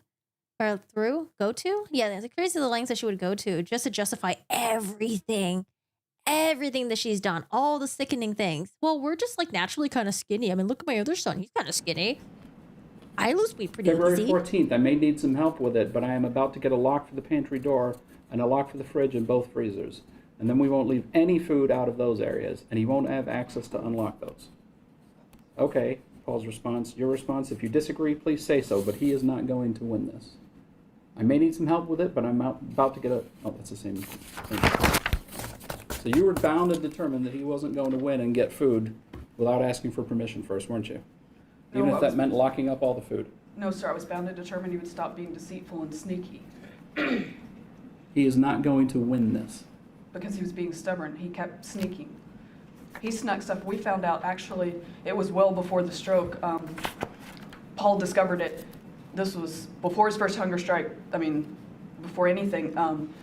Paul went down to the downstairs bathroom one day, and I think I want to say it was at least 3 cupboards, if not 4 across. And I guess he'd opened one of the cupboards, and Timothy had snuck a bunch of stuff. I mean, there was wrappers and cans and all sorts of stuff. He did that. I mean, that was, I don't remember if it was before or after my oldest son's wedding, but it was around that time. And again, your response to all of this, rather than to seek some professional help for him, because of these eating issues that he apparently has, is to restrict even further his access to food, right? And then watch his every move on a camera or with a motion sensor or with an alarm, right? My response was to try to prevent him from being deceitful and sneaky. But you were starving him, so he had to be April 28th. Do you want to have just the sneaky one on because he the was pants for hungry. He wanted to tonight? get food. When I leave, you will have to have both of them on so it doesn't get away with anything. So by April 28th, you were putting multiple alarms on his person, weren't you? Yeah. If that's The what it fact said. that she was trying to frame it as him winning, that's so disgusting. Winning? You think he's worried about winning? He just wants to eat. Because I didn't realize he even owned more than one. Probably wants love, Only remember ordering nourishment. Okay, take off the arm one, but warn him that I will count how many times he moves his arm from the camera picking it up, and he'll be doing stairs for that tomorrow. That's at 11 o'clock in the evening on 4/28. So you're watching to see how many times he moved his arm when he was in his room? How many times he dropped his? Was he in his room? I don't know. I You was tell me. assuming I it was wasn't up there. against the wall, 'cause All I normally- can do is read you the text message. It says, "Okay, take off the arm one," referencing back to the alarms, but warn him that I will count how many times he moves his arm from the camera picking it up, and he will be doing stairs for that tomorrow. That He's not sneaking around there, is he? No, he was up against the wall and he was supposed to have his arms on his head for a certain amount of time. Okay, so at 11 o'clock at night, he's supposed Sometimes. to be up against the wall, and you want to make sure that he knows you're going to know how many times he moves his arm, and if it's not satisfactory, he gets to do stairs for that the next day. Yeah, because like she has a camera on him, right? And then there's motion sensors on the camera. So like when there's someone that moves, it'll get like a notification on your phone or tablet or whatever it is you're sending it to. And to her, that's her counting how many times he moved his arms, which he's not supposed to. Yes, sir, apparently.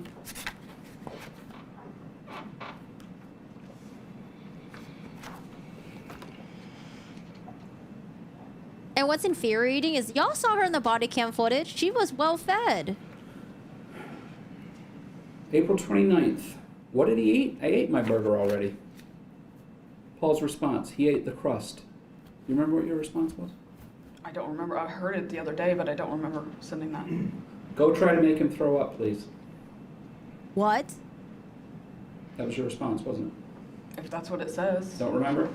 I wonder if Paul, like, yes, he was listening to his mom. He was following under her direction. But I wonder at the same time if Paul had moments where he was trying to help his brother a little bit. Like, let him, like, oh, yeah, he ate a bag of chips. Or, like, oh, yeah, he ate the crust of the, the burger or something like that.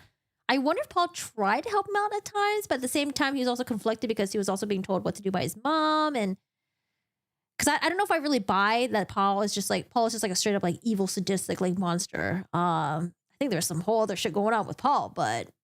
Put that one in the don't remember category? Like I said, unfortunately, between January and the time he passed away, I don't have a lot of memories in general of of G, of Timothy, of Paul. I know that there's times that I went over to my in-laws' house and I don't remember a lot of that. It's not just this.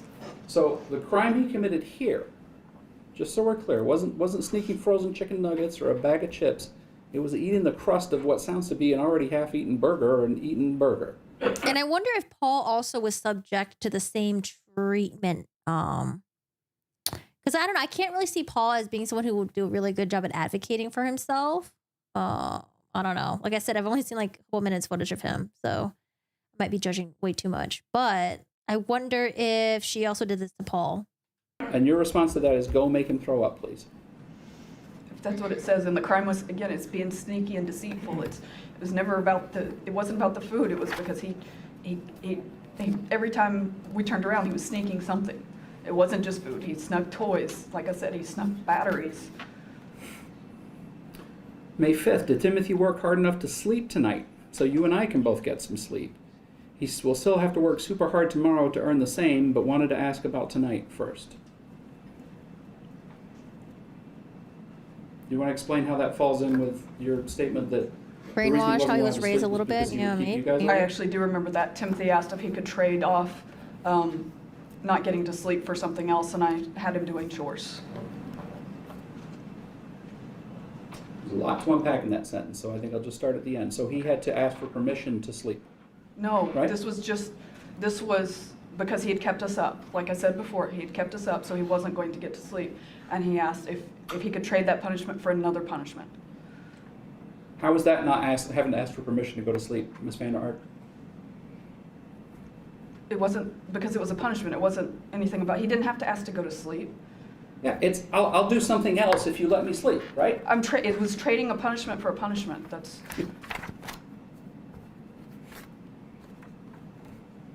May 16th, where is Timothy? Paul's response, sorry, I was getting dressed. Timothy is on a 5-minute bathroom timer. Well, 4 now.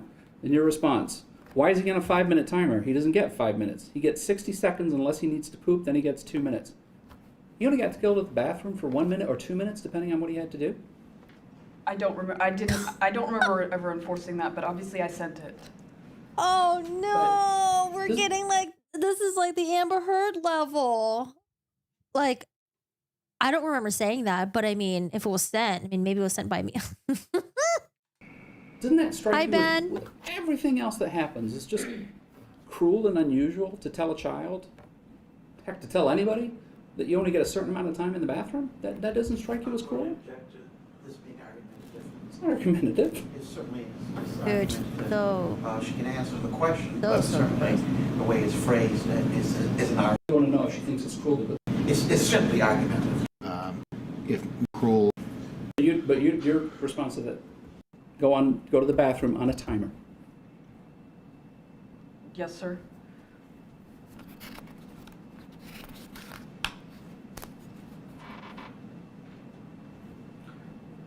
May 17th, before I left, when I was having you sign into the camera and turning on the sound for the camera so you would hear the alarm if it went off. And by the way, I told him yesterday that if he did that in the garage again, he would sleep in the garage for a night. So let him know that he would be doing that as soon as the temperatures are safe enough for him to make him do it. So you were going to have him sleep in the garage for a night. I actually remember that text message, and I was frustrated. I never would have done it, but I was frustrated. now she remembers? I type really fast, and I admit I have a bad habit of saying stuff when I'm upset, and then calming down later and it being totally different. But I do remember that, and it never happened. It didn't happen? What didn't happen? You didn't make him sleep in the garage? No. Oh. Yes, thank goodness for that. Same day, 12:53. Yeah, thank you very much for that. Otherwise, it's just powder, and it's not safe to eat without being heated either. When it actually says, did he hear the pancake in the cup? I assume he meant heat the pancake in the cup, right? Do you remember this text exchange? Vaguely. And Paul's response, no, he just ate the powder. And your response, that could make him sick, the dummy. Tabasco in his mouth and make him swallow, and lots of it, and do it every 30 minutes until you leave. This was May 17th. Do you remember this exchange? I don't remember the Tabasco because I never called it. I said Tabasco. Tabasco in the mouth and make him swallow, and lots of it, and do it every 30 minutes until you leave. I don't remember that being a part of it. I remember part of the conversation, but I don't remember that part of it. Well, Timothy obviously didn't like Tabasco, did he? We didn't have any Tabasco sauce. That's why it doesn't make any sense. We had hot sauce, but we didn't have Tabasco sauce. That's okay, so the punishment for eating pancake in a cup is Tabasco or some type of hot sauce in the mouth. Is that right? Sneaking something dangerous. If that's what, I mean, if you're asking what he was punished for, it would be for sneaking. You were concerned for his well-being. Yes, sir. Right. That's why you're having this text exchange, right? Yes, sir. You're really concerned for him at that point. Yes, sir. Those pancakes in a cup had, if I remember correctly, it's been a while, but I think they had eggs in them. That could make him sick, the dummy. Do you always refer to him as a dummy when you're worried about him? No, sir. You can look at the text messages. I hardly ever said anything like that. Hardly ever said anything like that? It's not a good idea to call a child a dummy, is it? I never would to him. I was frustrated, like I said. Later on in that same text exchange, Paul says he also... Yeah, and it's so weird to see her hung up on like certain details, like, oh, it wasn't Tabasco. It's like, okay, it was hot sauce. But it wasn't Tabasco though. Like, we didn't have Tabasco in the house. Like, okay, it was hot sauce. Like, who cares? Tabasco, hot sauce, like crapped himself. And your response is, what? In his pants? Seriously?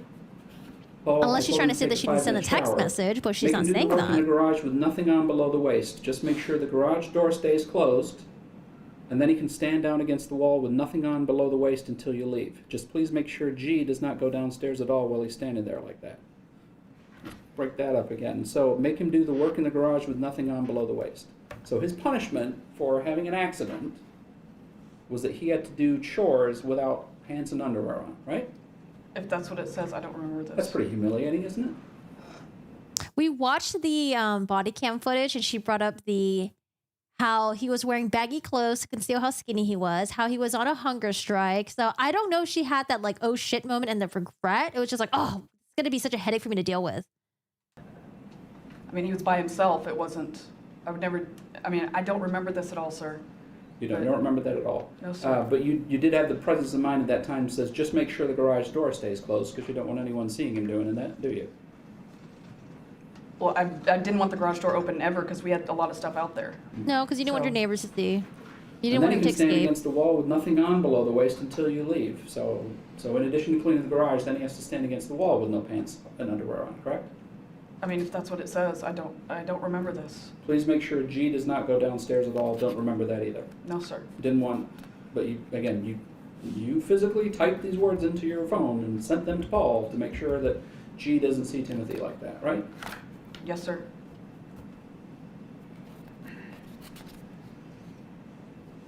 She said in the body cam footage that he was autistic but high functioning. And then I think I read in the articles, they claimed that he had like, or maybe she claimed, I don't know if it's true or not, that he had like ADHD, bipolar, and some other stuff. I don't know if it's true or not though. Or if it could just be her piling things on to make it seem like she, like she was dealing with this monster or something like that.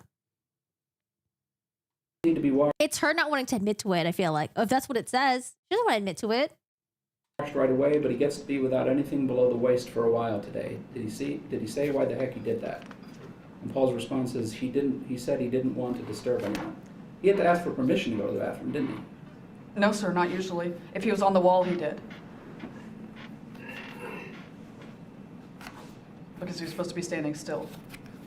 When was the last time a different adult, We've talked about. like when was the last time like another adult had like interaction with Timothy? Was it like his grandparents, step-parents, like anyone? Did anyone else have interactions with him? Like when's the last time did someone see him or talk to him? So let's get back to your statement to to Detective Peasky. Again, you didn't tell the detective about the warm bath, but you told him that you realized how skinny he was the night before and threatened to take him to the ER if he didn't eat. That's not true, is it? Lies. No, And you didn't make him a piece of toast and give it to him and make him eat it, did you? No, sir, I have no idea why I said that. I was traumatized. I actually didn't come out of the first month I was in jail. I wish the Lydia that used to work for the public defender's office visited me, and she said it was pretty obvious that I was under severe trauma. Mm-hmm. I didn't eat for my first month. Oh, the only time we get tears is when she talks about her trauma, the trauma that she went through. This was while they were searching your house on July 6th while you were sitting in your house. Yes. Mm-hmm. So you're thinking, oh, I better tell him, yeah, he looked a little skinny last night, and I thought I should take him to the ER and then make some toast with butter on it and watched him eat it, and he walked away. None of that happened, did it? No, I don't even remember that. But you had the presence of mind to lie to the officer at the time when he was investigating. Like I said, I was traumatized. I don't remember this, sir. He wouldn't come upstairs when she said goodnight. She walked down to the last couple of stairs and asked for a hug and a kiss. That didn't happen either, did it? I don't remember. I mean, I would assume not, but I don't remember.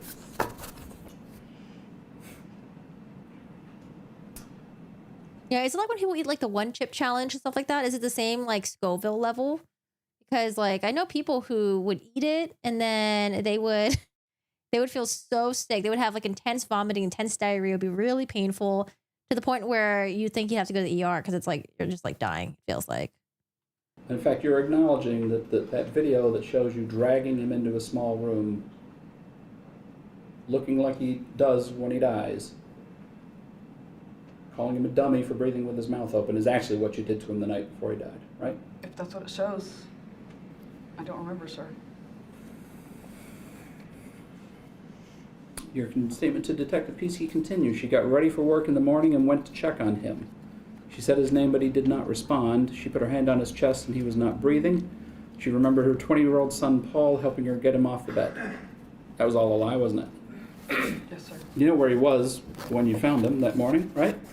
In the closet. In the small room. And prior to that, you told Officer Stefanich, well, it was about 5:30, he fell out of bed and I had to go and put him back into bed. Also a lie, right? Yes, sir. I have no idea why I said that, sir. Like I said, I was traumatized. You told Detective Peasky that Timothy stated he was on a hunger strike 2 weeks ago. This is 2 weeks before he dies. He goes on a hunger strike. Yes, sir. Did he go on a hunger strike? Yes, sir, he did. Oh, she's gonna keep up with that story.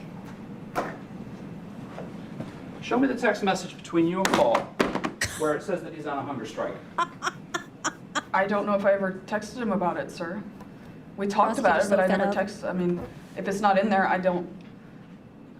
We didn't text about everything. You never texted Paul about him being on a hunger strike. No, I would have told him that in person. I wouldn't have said that over text message. That would have been important. But Paul has to watch him for the day when you're not home, right? Yes, sir. So it'd be Paul's responsibility to get him some food, right? Yes, sir. So while he's on a hunger strike, instead of talking about the hunger strike, your response to that is give him 4 slices of bread with hot sauce on it, and if he eats them and waits 30 minutes, he can eat 4 without. Right? I don't know what day that was, sir, if you're... Well, let's find it and make sure. I mean, we tried to, just because he with- wasn't eating, we tried to feed him. That was... Right. She's like, no, the cooked chicken nuggets that are frozen are way more dangerous than me feeding my child hot sauce. And the best solution you come up with is Cups force of him to hot eat the bread with sauce. hot sauce on it. That was the response to the hunger strike? I don't remember, sir. I mean, it wasn't... We tried to feed him. That's all I remember. Man, how many days was the So when did trial? that The jury hunger had to strike get through started? this. I feel bad for the jury. End of June? Late June? Again, you never looked at the bone thin photo to see what kind of condition he was in before he goes on this hunger strike, right? No, sir. It did- Apparently, Paul took a picture of Timothy, showing him being really, really, really, really, really skinny. Was he taking a picture of it to show her, or does anyone know what context that was? Did it ever occur to you, like, he's on a hunger strike now? And I know Paul had sent me that text about, you know, he's bone thin. I think we actually need to feed him. We need to actually feed him. It never occurred to you that maybe you should go back and look at that text message now and see what condition he was in at the time? No, sir. When something's out of sight, it's out of mind. Once that's scrolled up, I don't scroll back on the text messages. Out of sight, out of mind. That applies to Timothy as well, doesn't it? Oh, he saw the photo because he was To a lot of concerned? things, sir. It's not just, I mean, if Not Little Man just wasn't... Timothy. No, if Little Man was not in front of me right then I wasn't necessarily thinking about him. Paul wasn't. Oh, she has the audacity to call him a little man, as if she June has some sort of 19th, emotional you can do his connection. bread with hot sauce at any time, though preferably sooner rather than later. Put more hot sauce on than you did yesterday, please. And he has to eat at least 3 slices with hot sauce, but he may have more as long as they have plenty of hot sauce on him. That was June 19th. Was he on his hunger strike then? I have to demonetize his stream, actually, because I thought we were just going to cover the sentencing, but I just got sucked into this. Can I demonetize, like, in the middle of it? I would assume not. I don't know. I don't know. I don't have an exact date. That was about 2 weeks before he passed away, and that's when you said the hunger strike started. Is that right? Yes, sir. But Oh, okay. They Did it already occur to did you that limited hunger strike monetization. was because he didn't enjoy YouTube? eating bread with hot sauce on it? Sometimes YouTube gets mad at you if you keep getting your monetization settings wrong. I'm trying to be good. But I didn't think we were going to cover all this. That's why. I was just going to cover the sentencing. did it occur to me? No, sir, because he did it way back in January, and that wasn't the case. June 21st, how is everything? Did you make him eat his bread with hot sauce? Yeah, and that's when it's the, he gets 4 with hot sauce and then 4 more, 30 minutes. That was June 21st. You don't know if the hunger strike started there then? I don't know, sir. Like I said, I can only guesstimate. That's... Hey, Crystal. The only reason I remember the 3 weeks the first time around is because it was right after the stroke, and he started eating again before the end of January. Right. Did you think he's on a second hunger strike now? I really need to get him some treatment for this. Did I think along those lines? No, sir. He admitted to being, he told us very early on after the stroke that he was taking advantage of that because we didn't have the extra set of eyes with my husband, and he was being difficult. He actually, Timothy told me that. How long was she married for? Like, how long was she married for with her husband? I don't know how someone could marry someone like this. Like, someone this evil, it has to have leaked out in like other parts of her life. His dad and stepmom used to Unless she was really good at hiding it. being difficult. He actually, Timothy told me that his dad and stepmom used to let him get away with everything. Whether that's true or not, I don't know, but I've always been the stricter parent anyway, and he told me on multiple occasions that if... It's hilarious to me that she's categorizing herself as the stricter parent. No, bitch, you're not the stricter parent. You're fucking straight up evil. If he thought that if he pushed me hard enough that I would just quit making him do stuff and I wouldn't make him cooperate. All right, well, here's an exchange from June 29th. Maybe this can shed some light on the hunger strike feeding situation. Trust me, I know he's thin. Trust me, I know he's thin. That was your text, not Paul's. You sent I Paul don't that remember the right? text, but I mean... You don't remember that one either? No, sir. Trust me, I know he's thin. That being said, he told me a week and a half ago that he wanted to be thin to make me feel bad for punishing him. You don't get to grump at him for that, though I already lit into him plenty for it. Is this while he's on his hunger strike? Where did she work? She was a law clerk for a judge. She was trying to become an attorney during this time. In one of the YouTube videos that we watched earlier, because she has a YouTube channel, she was complaining about, like, I don't know, like, oh, this is me being a law student. Oh, this is the daily, like, mundane life that I'm doing. And today's class is criminal justice something. Like, oh my God, like this bitch. Like, she obviously didn't pay attention in that class. I mean, I would assume so, yes, sir. This is June 29th. This is Yes, about sir. 8 days before he dies. Yeah, I would assume so. And Paul's response is, of course he did. And your response to that is, yeah, so while I want to fix it, he will get most of his calories from plain bread and rice for, pulling that. He will get plenty of calories, but not get to enjoy them that way. You No know? protein, nothing else. That doesn't sound like somebody who's on a hunger strike to me. Can you clarify that for me, please? I don't remember, but I know he wasn't eating. There was... Continues on. KK. So yeah, we'll tell you more about what he can eat later, June 29th. Just because we offered him food doesn't... I mean, we offered him food when he was on the hunger strike in January. Oh yeah, for sure. And I wonder, can they start letting the people of the jury get like free therapy for this as well? So Pat O'Brien says in the prosecutor's statement during the sentencing, he said that rescue workers, EMTs needed counseling after this case and seeing the condition Timothy was in the time of his death. What about the people who are the jury? At least I did. I mean, I would assume. Because like for me, it's like I cover a lot of stuff that's like really gruesome like this, but to have to sit there in a courtroom 8 hours at a time and to actually see autopsy photos or any type of photos and then hearing this bullshit right here, like, yeah, I would need a fuck ton of therapy too. And I don't want to fucking pay for it. Paul did as well. But just because you offered stuff, I mean, you couldn't, even though it says try to force him to, he couldn't force him to eat stuff. I mean, if he didn't... You heard Paul's testimony Oh yesterday. yeah, true. It wasn't her job. It was like an internship. As the state prosecutor interjected. He had to force him to eat the bread sauce, the bread with hot sauce on it, didn't you? Yes, sir. I don't know what he means by that. It's interesting you use the phrase, we tried to tempt him with food. That came up while he was in the Oh, ice they didn't bath, see autopsy photos? Tempting him with food. Do you mean the day before he passed? Yes. I mean, if I said, yes, sir. I mean... You told Paul to Oh, they do heat that? up some Oh, that's pizza rolls, good because to you hear, needed the Nicole. pizza rolls anyway, right? You remember that? Yes, sir. You remember I don't this? remember the text message. Don't but remember, so this falls in the I don't remember category as well, is that right? like most of it, You know, yes, the sir. text message says, heat one up, hold it in front of him, but be ready to pull away if he tries to grab it. You don't remember sending any of that? I don't remember it, no, sir.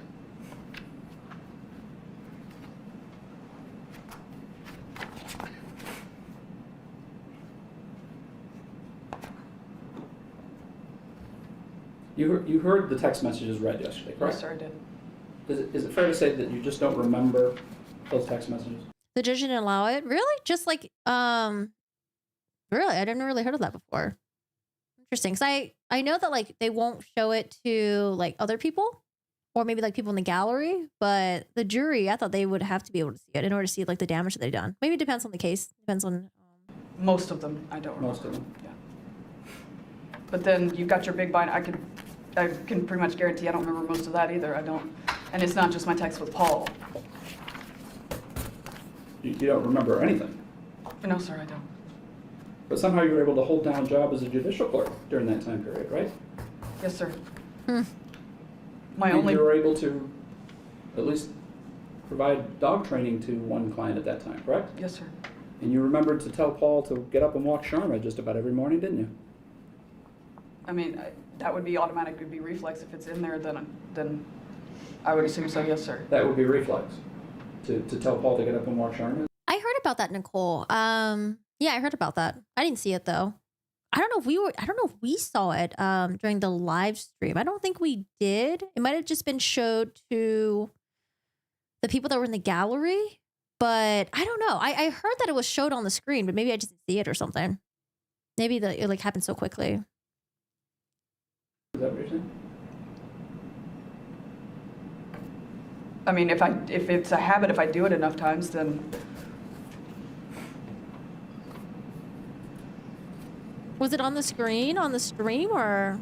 and plus it served to get Paul out of bed when I left, because he liked to go back to sleep. You told the officer that there was an alarm on the basement door. This is the small closet, because there was some sewing stuff stored in it. That was a lie, wasn't it?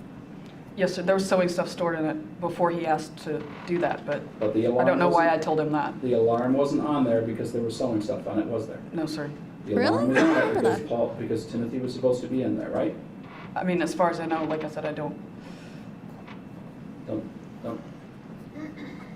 You don't remember, but you were able to lie to the police officer? Oh, you know what? I think what happened was I didn't watch the Murdaugh trial live until a couple days in. And then when I was catching up with it, I think I had it playing maybe like 1.5 speed as I was multitasking. Yeah, I think that's what happened. I forgot. I didn't really watch it live with you guys. Yeah, they removed it though. They accidentally live streamed it, I think, and people saw it. I don't remember talking to the police. I mean, I don't remember this part of the conversation with the police officer, sir. Has she said anything You that told the wasn't a officer lie that there were yet? cameras in the home because G would strip down naked and wander around. Well, that wasn't the only reason the cameras were in the house, was it? No, sir. You left out all the other details about that you had to monitor Timothy and make sure he didn't go certain places and sneak places and be deceitful, right? You didn't tell the officer that, did you? Apparently not. I don't know why I didn't, but You said he fell out of bed and you went and had to get him and put him back into bed. He never fell out of bed that night, did he? not as far as I know. I don't remember, sir. Well, you know he didn't sleep in the bed that night, don't you? Well, yeah, so I'm sorry. It's the same that you got up at 5:30 and had to put him back in the bed, and then you changed it to 30 minutes because sometime with the ending in a 30 because you learned at that point the rigor mortis had already set in and he'd been deceased for a number of hours. That was still a lie, wasn't it? I mean, yes, sir. I don't remember any of this. I'm sorry. What can I do? No, we're almost done. I'm starving. The hot sauce in the bathroom downstairs was for food. But it wasn't, was it? The hot sauce was for punishment, right? Well, I think Court TV and Long Crime, they all get the same, they all get the same feed. Like whoever's live streaming it, they all get it from the same feed. What are you barking at? But you Alright, didn't we're mention almost that we also use hot sauce as a form of punishment, did you? Apparently not. I'm guessing you probably didn't mention to the officer, we also had the crazy idea yesterday to pour some hot sauce on his penis for a punishment. You didn't mention that either, did you? Apparently not, sir. Like I said, I don't remember. You told the officer that you did not restrict Timothy's movement at night with shackles. That was also a lie, wasn't it? Again, I don't remember, sir. I know we talked about it, but as far as overnight, no. But you would restrict his movement with shackles, wouldn't you? Whether it was zip ties or handcuffs or leg shackles. I mean, I can only go back based on the text messages. I don't know.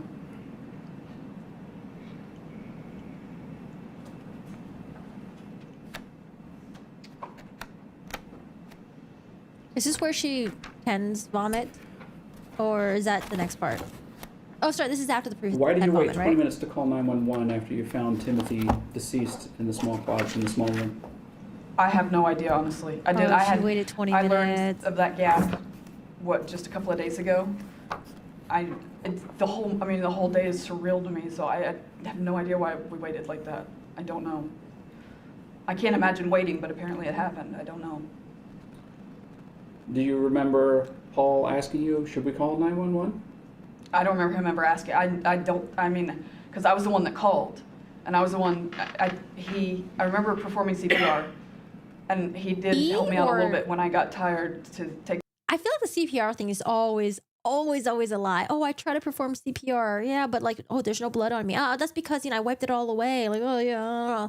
I don't know, man. Remember Corey Richards? I think she also said she tried to perform CPR on her husband as well. But then when they got there, they noticed he had like all this residue in his mouth and stuff like that. And they're like, did you really try to perform CPR? Over a little bit, but I mean, I can't imagine ever saying no to that. But if it's on the video, that's what you said, right? If it's on there.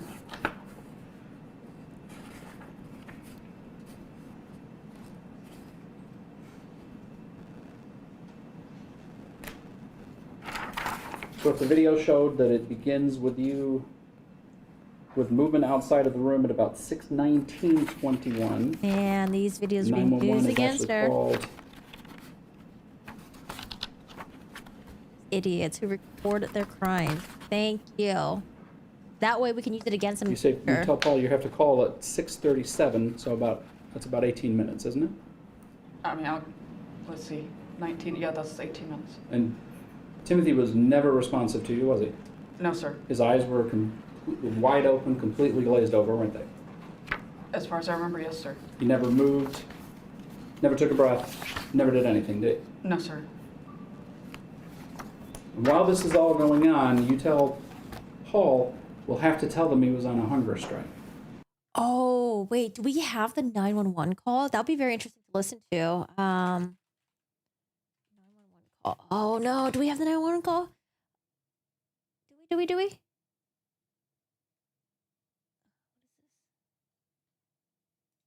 Right? Remember telling him that? No, I don't. Don't remember that either? No, sir.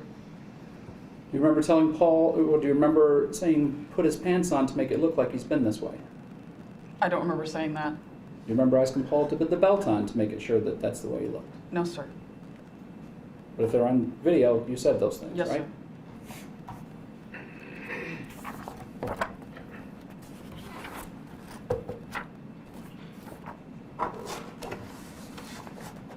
Ms. Vander Ark, isn't it true? Timothy. Wait, day one, defendant Shanda began exhibiting signs of a panic attack in courtroom as text messages were read between her and her son. Oh, dude, was she trying to? I wonder if she tried to do the Letitia Stalk thing where it's like, let's fake a mental illness, let's fake panic attacks, let's fake vomit. But she just probably failed so horribly at it. He had just become nothing more than an annoyance for you, and he wasn't even a human being in your eyes anymore. That is absolutely Play not if you true. can.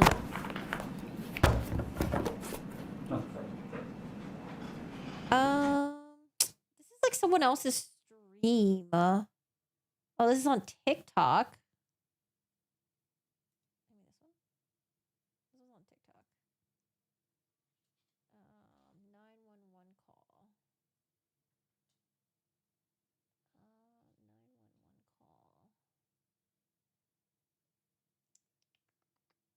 Oh. Let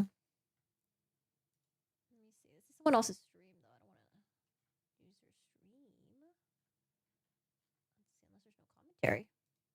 All right, we're back on the record in 23110 FC, People versus Shanda, Vander Ark. Looks like. Give me a second. We have our technology issues fixed. Anything before we bring the jury out, Mr. Roberts? Defendant refused to attend court. Few minutes of the video recording were played for the jury and the court only. I don't know when they play it. Here? Oh god, YouTube's not working. Because of medical issues, doesn't want to answer the jury questions. Oh, is Michigan also a state where the jury can ask questions? I could barely hear this. Oh, they're playing it right now. Oh, we could barely hear it. Yeah, I can barely hear this. Okay, maybe I'll try. If you guys find a copy of it, let me know. Do I need some reading glasses? I should wear my glasses, shouldn't I? Yeah, I should wear my glasses. My vision's getting slowly worse. I need to go to the eye doctor. Why did the lawyer ask how long the arms had to be held up? I don't know, to let the jury know what's up. If it's incriminating, I don't remember saying it or just like texting it. Yeah, she said a lot of I don't knows there. I don't know. If it's something that, that's incriminating, I don't know. I don't know. I lean in to touch the screen. You lean into what? Oh, you lean into the screen. Yeah, I should wear my glasses. All right, guys, I'm actually really hungry. I supposed to have my lunch 2 hours ago, but we just got stuck into this disaster of a mess. But, oh man, I'm so sad for Timothy. Poor Timothy. Poor Timothy. That was Shanda, Vander Ark, and there is a part 1 of her cross-examination. I found it a little too late, but that was part 2. But we can watch part 1 sometimes, maybe. We'll see. I do want to go back to Wendy Adelson and then the Charlie Adelson stuff too.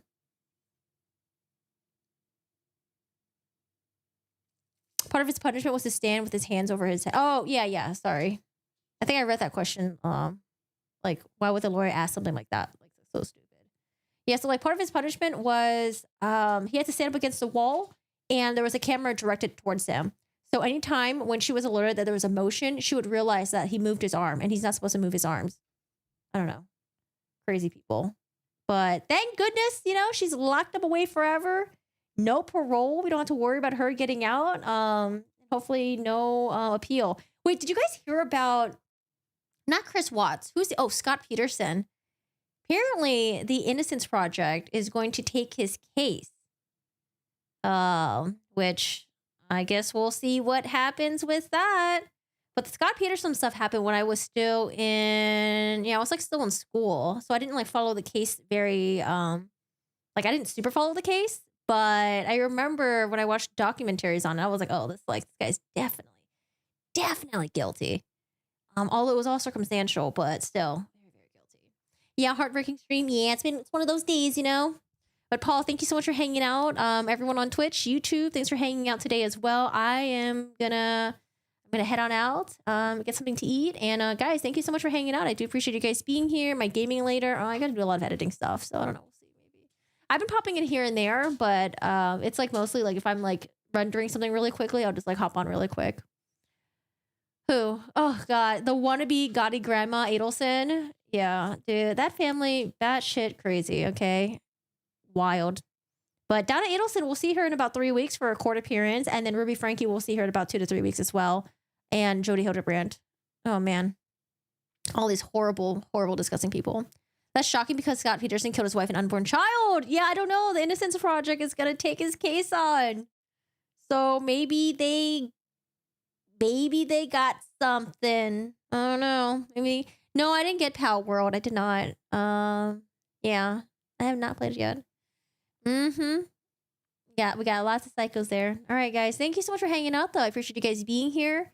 I think that's about it. Yeah, join the Discord if you haven't already. Like the stream, feel free. And then feel free to watch our other videos as well. And yeah, if there's any other cases you guys want me to take a look at or cover, put in the Discord. I want to do more like the true crime story time. I think those are really fun to do. They're very hard, though, but still very fun to do and rewarding. But yeah, I hope you guys have a good one. Take care. And you want to say hi, bye? Is Shiro here? Want to say hi? Come on. You want to say hi? I don't know. He's like thinking. He's thinking about it. Hey. All right, I'm gonna take him outside too. Bye, y'all. Have a good one. Take care and stay safe. Drink lots of water. Next week we will for sure be covering the Murdoch stuff, and I think I will cover it live, so it will be very early my time zone. So any of you guys who is going to be here next week, we're going to cover Murdoch. I think Monday, Tuesday, Wednesday is the evidentiary hearing to see whether or not Alec Murdoch, disgraced South Carolina lawyer, the one who murdered his wife and son, he's going to get a new trial. Sorry, I can't speak English when I'm hungry. All right, y'all. Have a good one. Take care, and I'll see you guys next week if I don't see you this week. But other than that, have a good one. Bye.